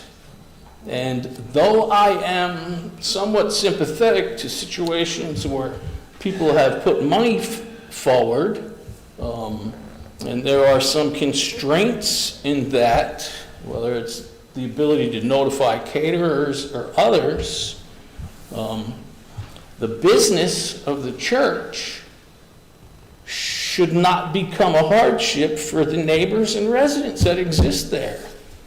So essentially, we're being asked to continue for a short time or a longer period of time, whatever the case may be, to absorb that hardship so that the people they rented to don't have. I understand the point of view, though I disagree with it. So, again, it goes to the fact that we were told certain steps would be taken. Notify the pastor. It happened over the course of several events on the same weekend, and he was tired of the phone calls right away. So then we were getting no response, no choice but to call the police. we were told that steps would be taken, that a member of the consistory would then assume that role and would in fact be on site for every event at 9:30 to ensure that the noise level began to diminish and that the party would break up. To the best of my knowledge, that did not happen. If it did, I would think that those conversations would have taken place with the police department on the many occasions where we had to call them. There was some talk about the additional parking that's used behind the school and its aggressive nature, and that steps would be taken to ensure that wasn't happening any longer because that backs right up to our properties. So I say I don't have much faith that they will follow through because we haven't seen that take place as yet. So, it comes down to just a few things for me, right? Can you as a governing body allow the use? Not for one more event, not for 4 more events, or 8, for any. I don't know if that you have that ability. And if advised by council, then, you know, I could look at it differently. I don't think that step has been taken. I was going to ask originally for an update this evening, but we've received some information here, and so I don't really have to do that. But while we consider collectively everything that's on the floor here, I want to also point out that I think it's prudent that mayor and council and the borough attorney and zoning official take the step to determine whether or not the parking behind that school is even legal, because I don't think it is. And I'm not even certain that's the property of St. Paul's Church. I think somebody should look at a survey and make the determination whether it's their property or not. Somebody needs to convince me that it is, because at the moment I happen to think it's borough property. If the borough wanted to enter into an agreement and allow people to park there, then that's fine, that's their choice. So I have been encouraged by the fact that I came here and asked for some help, and it has run its course this far. I was very encouraged by my conversation with Mr. Hastings. And it was a candid, polite conversation, and I was thankful for that because that's not the reception we first received. So I think there's still many lingering issues that need to be determined before anybody can even say, sure, go ahead, have your next 3 or 4 events and we'll call it a wrap. For that, if that takes place, I would appreciate somebody notifying me. And in the interim, I'll wait to hear. Thanks for your time.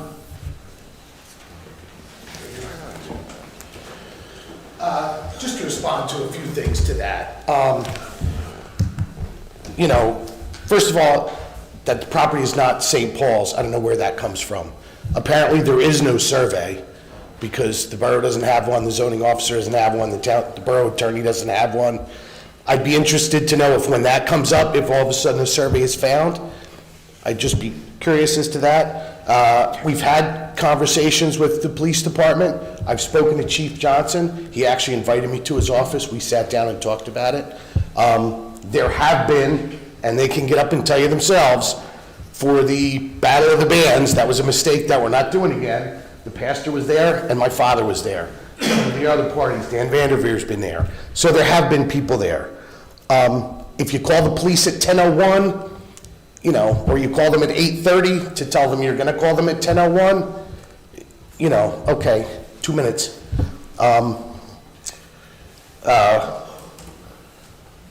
Really, that's about it. And I want to be careful here. I'm not happy with the fact that it's being applied that maybe I'm not telling the truth. I sent the zoning officer the schedule for the next couple of weeks. I can show it to you. We have 12 events, not to take up too much of your time, but we have 12 events through February, I'm sorry, bear with me one second. So we have 12 events booked through March 10th. The weekend of the 8th, the 9th, and 10th are Boy Scouts, and Special Kids Ministry for Autism. Those are all free. We donate the space for that weekend, okay? Of those 12 events, 8 are groups that we donate space to, whether it's Boy Scouts, lymphoma, a church luncheon, Autism Twice, a Boy Scout pack meeting. So this is not bands playing there till 1 o'clock in the morning every Friday and Saturday night. I want to make that clear, okay? And I don't know if anybody else wanted to comment, but, and I was serious when we're not going to rent the hall anymore. I think I would appreciate it if we can continue to charter the Boy Scouts and continue to do a tricky trade for lymphoma or a Christmas party for a group of kids with autism. I don't think that's going beyond without getting into ordinances and zonings and everything else. Thanks. I just want to, do I have to say my name again? Judy Scala. I just want to say when it comes to the property in the back there, I don't really think it is the church, because when I moved in and my property deed and my survey, it was, if anybody here remembers Ray Kimbers, it was part of that property. It went in the back and catty corner, and a little piece of my property in the corner, you know where you have the Cub Scout truck? And then it's Pastor Matt's truck, then it's a dumpster. That one corner does not belong to the church. It belongs to the town. So I just wanted to say that. And I also wanted to say that in my heart of hearts, I never thought, Mr. Hastings, you were lying. Never. You didn't know. I never ever thought that of any of you. The only problem I had was, because I was Pastor Matt's biggest cheerleader, and I think he knows that, and he deeply hurt me by his comments, and that's all I want to say. I don't want to call anybody liars. That's not me. So that's all I have to say. Good night, and thank you again for listening.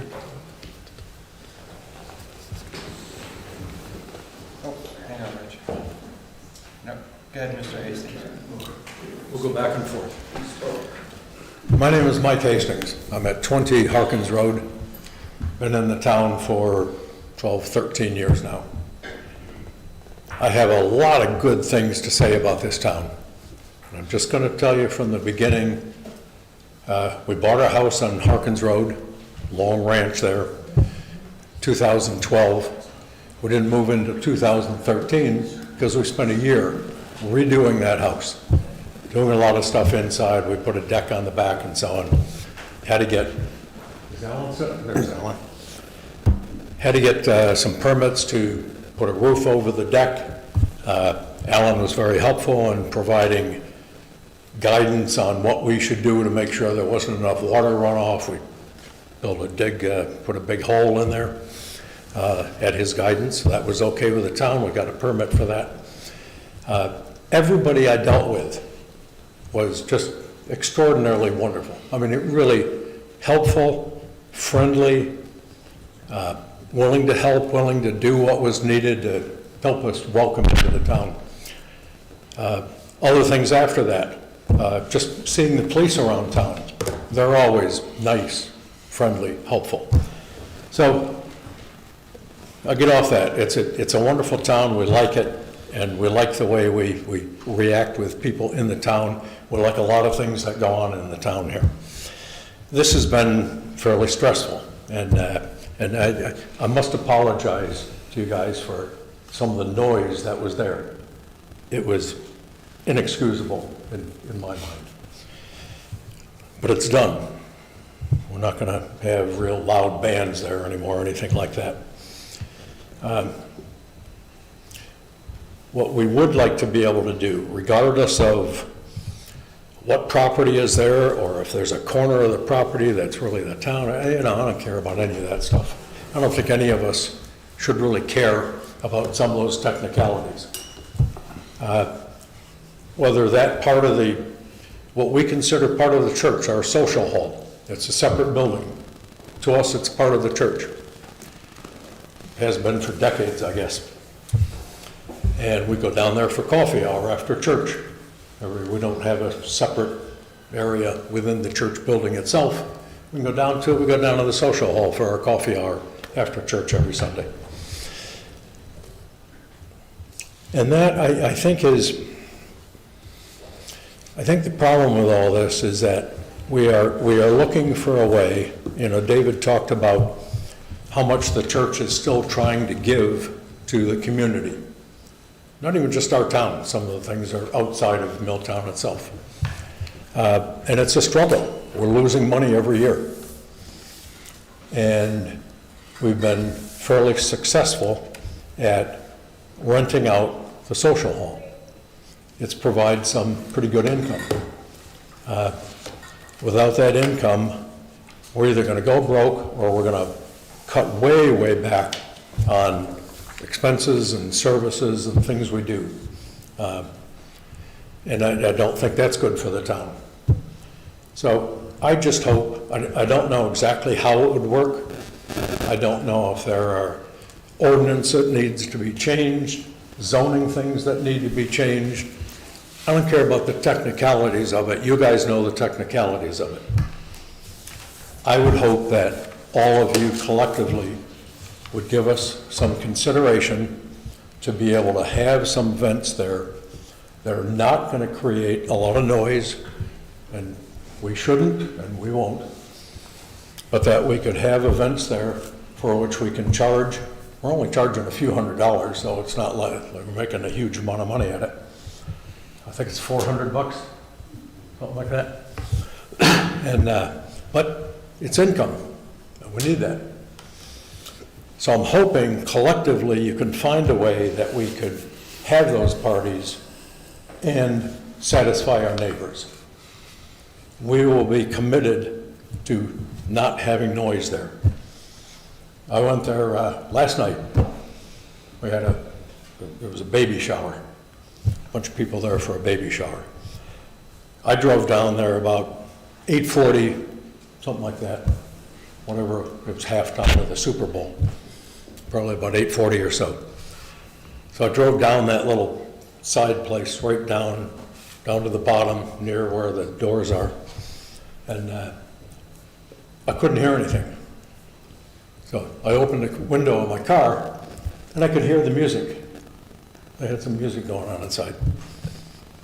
I closed up the window again, I couldn't hear it. That was about 8:40 or so.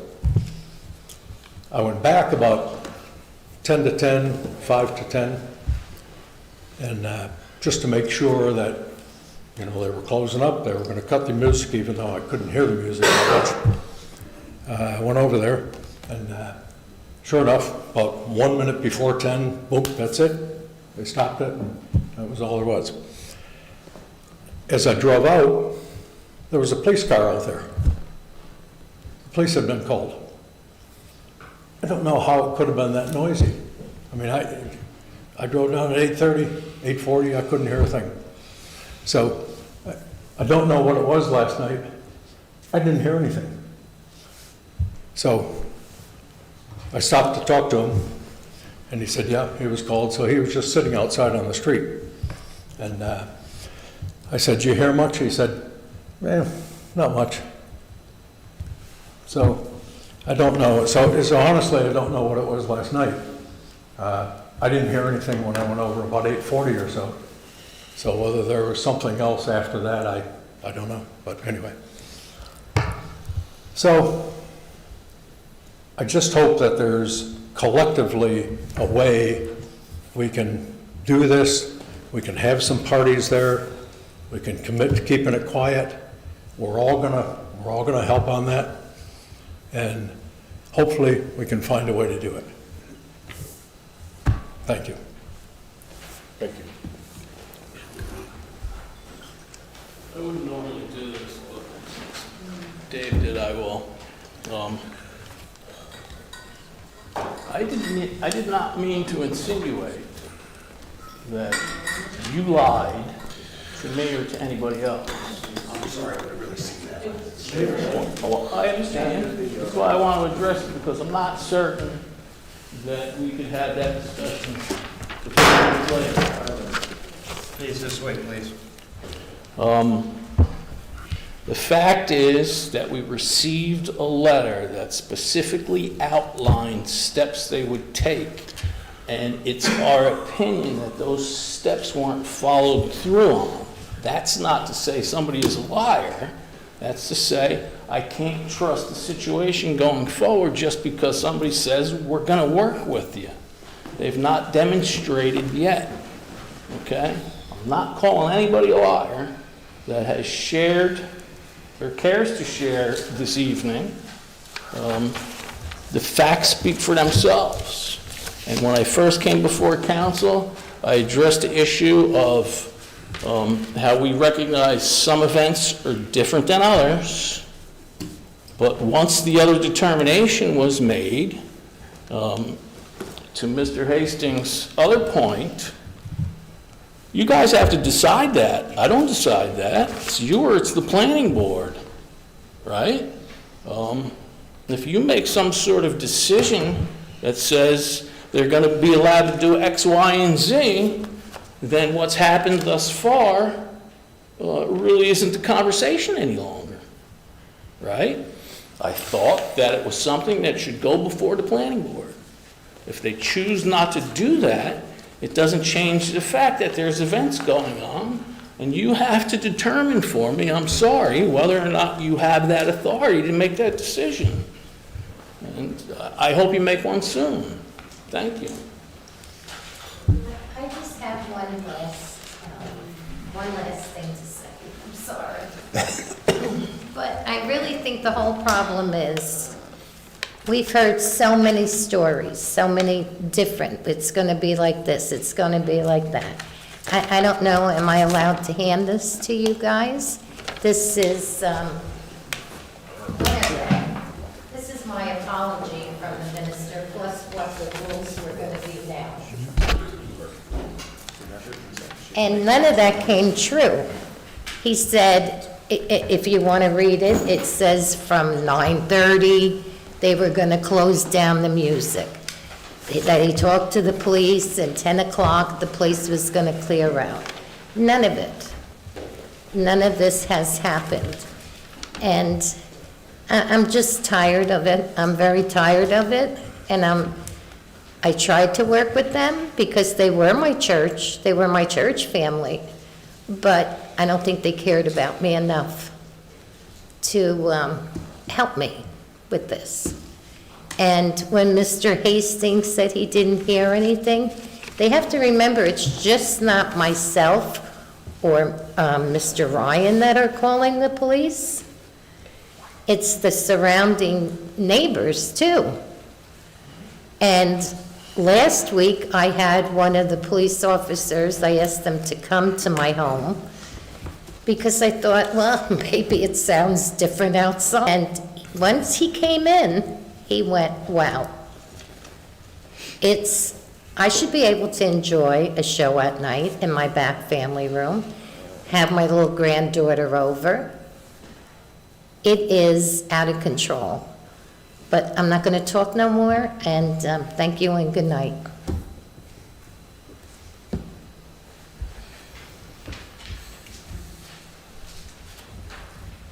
My name's Barbara Wright. I live at 38 Harrison Avenue.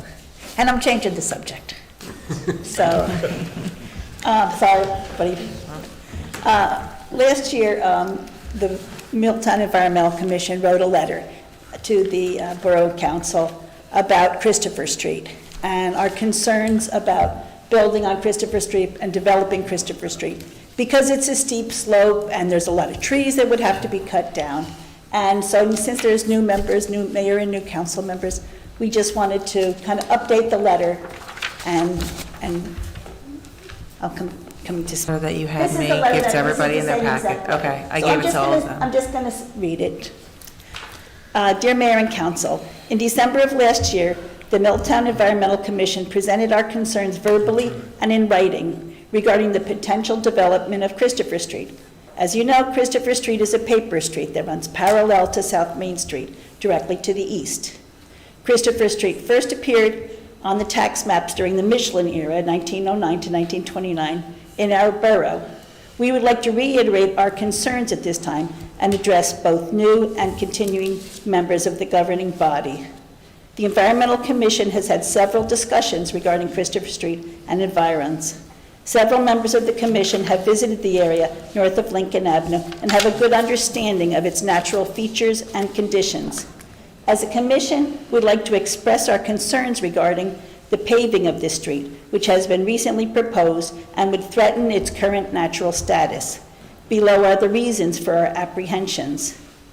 1, the area contains steep slopes, which are prone to erosion as a consequence of any disturbance of trees. 2, removal of trees in order to develop the area would lead to water runoff issues for the surrounding homes, additional pollutants to our water system, and noise pollution for the neighboring area. As you know, mature trees enhance air and water quality. They absorb large amounts of water, which they distribute into the air via transpiration and act as carbon sinks. 3, the wooded area is a thriving natural habitat for a variety of wild animal species. Some of the special concerns, like Cooper's hawk, and it's a stopover for varying migrating birds, such as the cedar waxwing, and many small animals make their home there. 4, as the borough is nearly completely developed and has one of the highest levels of impervious surface in the county, 41% according to Rutgers Cooperative Extension in 2014, Christopher Street represents a substantial and important borough-owned natural area. We strongly recommend that Christopher Street be preserved as open space development. Our town has very limited natural wooded areas, and Christopher Street should be prioritized for preservation. In this way, the area can continue to provide critical environmental benefits such as plant and animal habitat, stormwater management, improved air and water quality, and noise abatement for our town. Accordingly, we urge the governing body to direct our borough professionals, attorney, planner, etc., to investigate the rules regarding paper streets and their protection as open space. Because I don't know if there is a way to retire. It's probably possible. So thank you for taking our concerns and recommendations regarding you into consideration. And that was signed by me, Vice Chair of the Environmental Commission. I share your concerns, Barb, but I believe there's some litigation going on Christopher Street on the building. No, my understanding is there's an application pending before the planning board, but from a practical perspective, if it's a paper street, someone has the ability to improve the paper street, or alternatively, the council can vacate the street, but if it vacates the street, then it would revert back to whatever property it was created from it. So if the borough council then wanted to turn it into open space, it would probably then need to acquire the property from the people it reverted to and acquire it as open space. So I mean, it would be a multi-step process, and there would be a cost associated with it at the end of the day for the borough. Would we have to go to the state for open space with that, or Green Acres? Well, if you want it to be Green Acres property, it depends on your funding source and what you want it to be. I mean, certainly, the borough has the ability to acquire property for open space.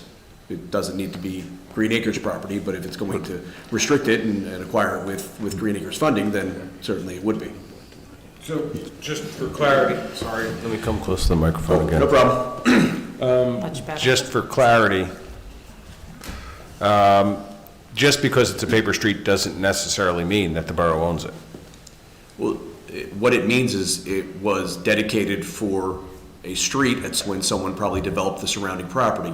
It was never opened by having someone improve it to municipal standards. So if someone wanted to open that street at this point, they would need to file an application to essentially open the street as part of a development, presumably, which sounds like we may have pending before our planning board. So, that's essentially where we are. What would we have to do to go for Green Acres funding? We'd have to apply to the state? Most likely, yeah. you know, I don't handle it. For Yeah. land acquisition.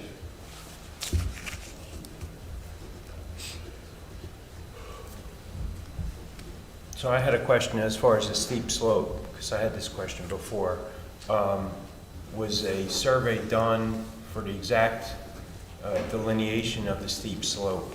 And if so, was it determined or drawn up where the steep slope begins and ends all the way through that back piece of the property? Yeah, Mr. Mayor, when they came in with the plan board application, they had an exhibit, excuse me, that showed the steep slopes on the property. In fact, one of the things that the board asked them to do was go back and try to adjust where the house was proposed, to try to preserve more of the steep slope than they were with the original plan. They haven't come back with that plan yet. Okay, thank you. If I can just jump in as the secretary, that we actually are more than likely going to have them restart the whole application process because there's been such turnover in the planning board, including our planning board attorney. So we're just waiting to hear back from the applicant and the applicant's attorney, but it's probably going to start all from square one. You're going to start the hearing again? Okay. Yes. They're not going to start Not the application, I'm sorry, process, yes, just start the hearing and not the Yeah. application, I Which apologize. finally, just so we're. Yes, start the hearing and not the application, only because there's just been such a turnover with the planning board, so.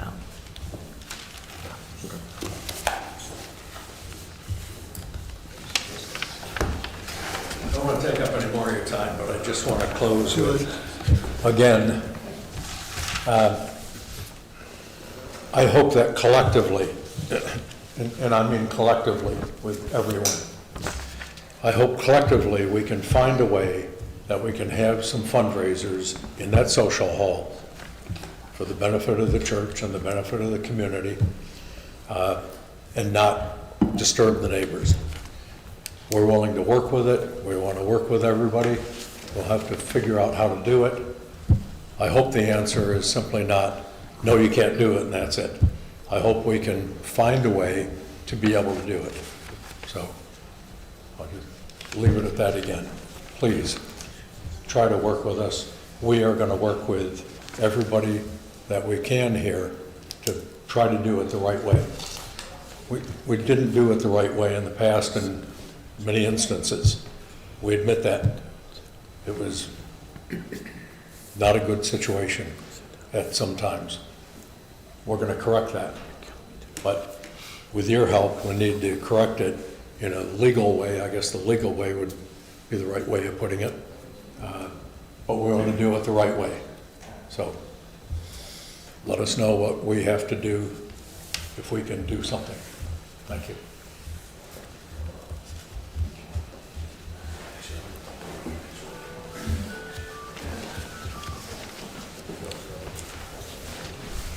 Lee Weisenberger, 99 JFK Drive. I'm going to switch subjects a little. PSE&G with the paving of Main Street. Heard anything? It's going to be in the spring. Other than that, have we heard anything back, contacting the county on curbs? We going to get any help, assistance, or? Well, I know Ralph reached out to the county, both regarding what their plans were for paving Main Street. They had indicated that PSC&G had already pulled the permits for paving Main Street, and therefore the county wasn't doing it. We had reached out to schedule a meeting to review what streets would go curb to curb, which would only be the portion that they're required to rehabilitate. Once they're done with all their pipe work is done. We're still waiting on that schedule. I know an email came in this week, and I apologize, I don't have that date in front of me.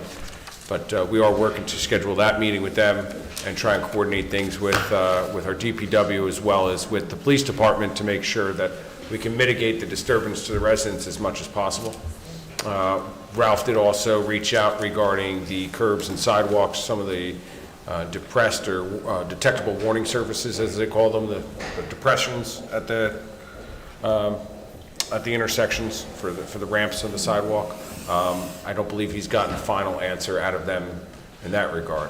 But we are looking into how much we'll be shooting for this year for the county interlocal paving agreement, and what we can actions for the detectable warning surfaces and ramps. Right, that's with that, but like I said, being it's a main thoroughfare between towns and stuff, that, you know, to get some assistance from them to do those curbs before, or, you know, get something.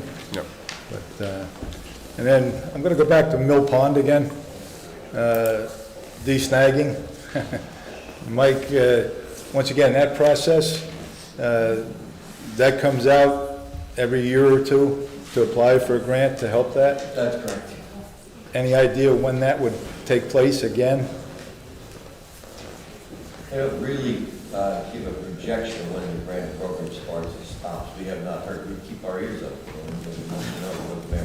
Okay, from the past, though, has that amount gone up, stayed the same, basically, for? The amount of the grant? The amount of the grant? It was a range, if I remember.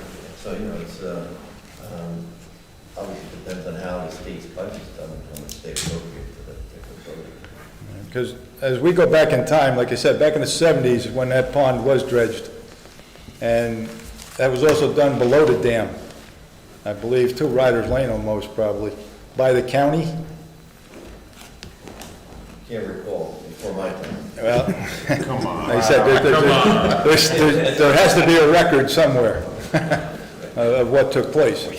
And I think we're at that point again now, and I refer to Spotswood, like I said, where they were gonna foot that bill themselves, went up the ladder to our delegates, whatever we wanna call them. We certainly need it up here. I don't know if we've contacted any representatives yet about additional funding, but I think the county should get involved below the dam then too. Like I said, you know, piecemeal in this thing, it's time has come to get something done. And like I said, Spotswood got it, they got additional funding, and like I said, we just gotta start the process and be ready, okay? And go from there. That's it, I appreciate it.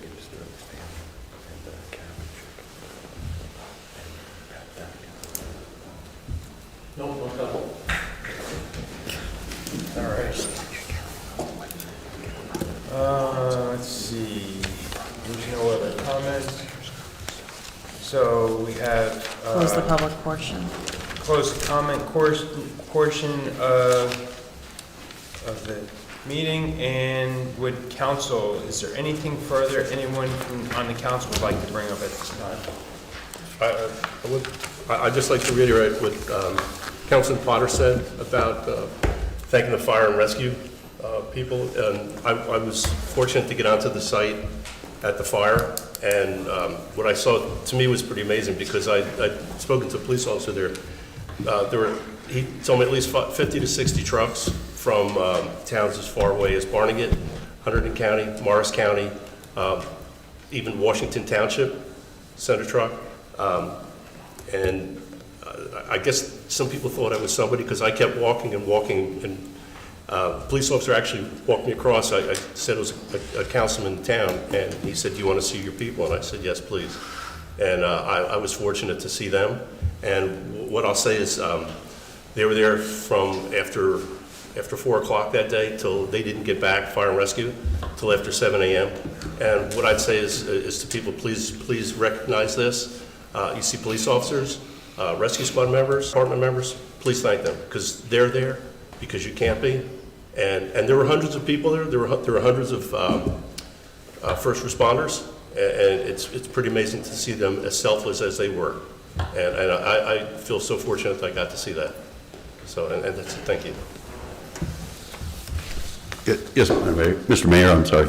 I'd like to thank our Public Works and also the council people who were on there and did the tree trimming for us. I got an alert on my ring, and it said Albert Avenue, the power was out, and I'm looking down the street and I don't see any power, and then on the ring I found out it was Albert Avenue or Albert Street in South River, but it came up on my ring. And I remember when I first moved to Milltown, and we used to go out 5-10 times in the summer.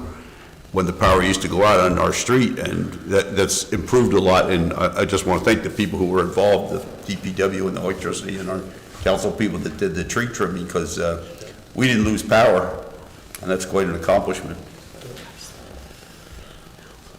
That's it. I don't know if we're going down the line, I was kind of waiting. I got two quick, very quick things. Number one, I want to thank the people who came here tonight and spoke from both sides. I think, open communication, even though there's a difference of opinions and different perspectives, the open communication that you guys showed and your willingness to work together, I think says a lot, and it's commendable, and I think it's one of those things that could be a good lesson for all the residents in town. And, while we're not judge and jury, I was super happy to see that you guys are both willing to come together and try and resolve the differences. So I thank you for that. And number two, that was a little love from me, but it is Valentine's Day coming up this week, February 14th. So if you got that special someone, spend some time with them, show them you love them. I'd like to thank our clerk for the little chocolate hearts. Mine will be going to my wife. Don't tell her that you gave it to me. Nonetheless, happy Valentine's Day, everybody. You are not my Valentine, Councilman, don't worry. And let's not also forget we have President's Day this coming weekend, too. Yes. So recognize that as well. I'm good. Thank you, Frank. Okay, that's the council comments. I have a few comments, and I will be very brief. I would like to thank Laura Dune from News 12 New Jersey for coming out to Milltown and running the Main Street New Jersey Spotlight for a few of the businesses in town. Maria's Pizza, Dee's Floral Creations, and Rescue by Lacey, Milltown Diner, A&M Vacuum, and Milltown Tex-Mex. I also learned from Dee and Al that they do not only sell flower arrangements, but they also do fruit baskets, which was a very nice thing to find out. And I know it was a little earlier, but we had a Miss Julian Ryan from the AFC Urgent Care that will be opening up on Friday, February 23rd, 2024. That's where the old coffee bar is. So if I can ask the clerk to reach out to the police, fire, chiefs, captain from the rescue squad, public works supervisor, and superintendent of the schools, just to share the grand opening with them. And they actually, she was going to explain everything, but they do basically full service from x-rays, lacerations. It's a full Medi-Merge. They have full staff that they will have there. They have another facility in Old Bridge that they actually that they have currently. This is a second location that they have. And we're going to be doing a ribbon cutting on Friday, February 23rd at 1 to 3 o'clock p.m. Over there. So they welcome everybody from Milltown, all mayor, council, of course. So it's going to be a nice event, and it's nice to have a business in Milltown where they do drug testing. They do everything. So that's why I was saying reach out. Let everyone know that they're full service for us. I know I go to Medi-Merges quite a bit because I do a lot of stupid things. So, and Mr. Mayor, I also have, for the 4th of July, I have the big scissor and the ribbon that we can use for that as well. And if you cut yourself, they can Right stitch there, you out. we're right there. yes. So my last comment is I do want to thank the residents and the church.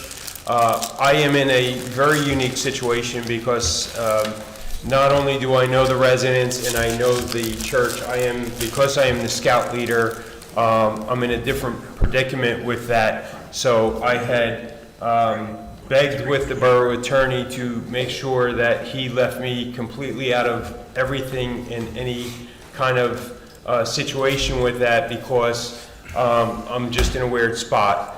So I just, I want everyone to understand that because I do know everyone that in the situation, and because of the scouts, our trailer is in the back there. I am in a real weird predicament with that. So I thank everyone for understanding that, and I thank Peter for guiding me with that immensely. So thank you, Peter. Without any further ado, can I have a motion to adjourn? Motion to adjourn? No, whoa, whoa, whoa, whoa, whoa, whoa, whoa. I know we're very excited, but we still have our little agenda session at the end of the agenda. I apologize. Next on the agenda, we have for discussion for the February 26th, 2024 meeting. First, we have the presentation from Milltown Little League that was supposed to happen today, but they need a little more time, so we'll have that. Next is a second reading ordinance for the salary and wages. And then the Human Relations Commission, hopefully by then we'll know if any members will be returning or if anybody else needs to be reappointed. So that's what's lined up on the agenda so far. Okay, very good. Now. May I have a motion to adjourn? Motion to adjourn. All right. Second. Have a motion by Councilman Collins, seconded by Councilman Potter. How are you? All in favor? Aye. Opposed? Thank you. Get to the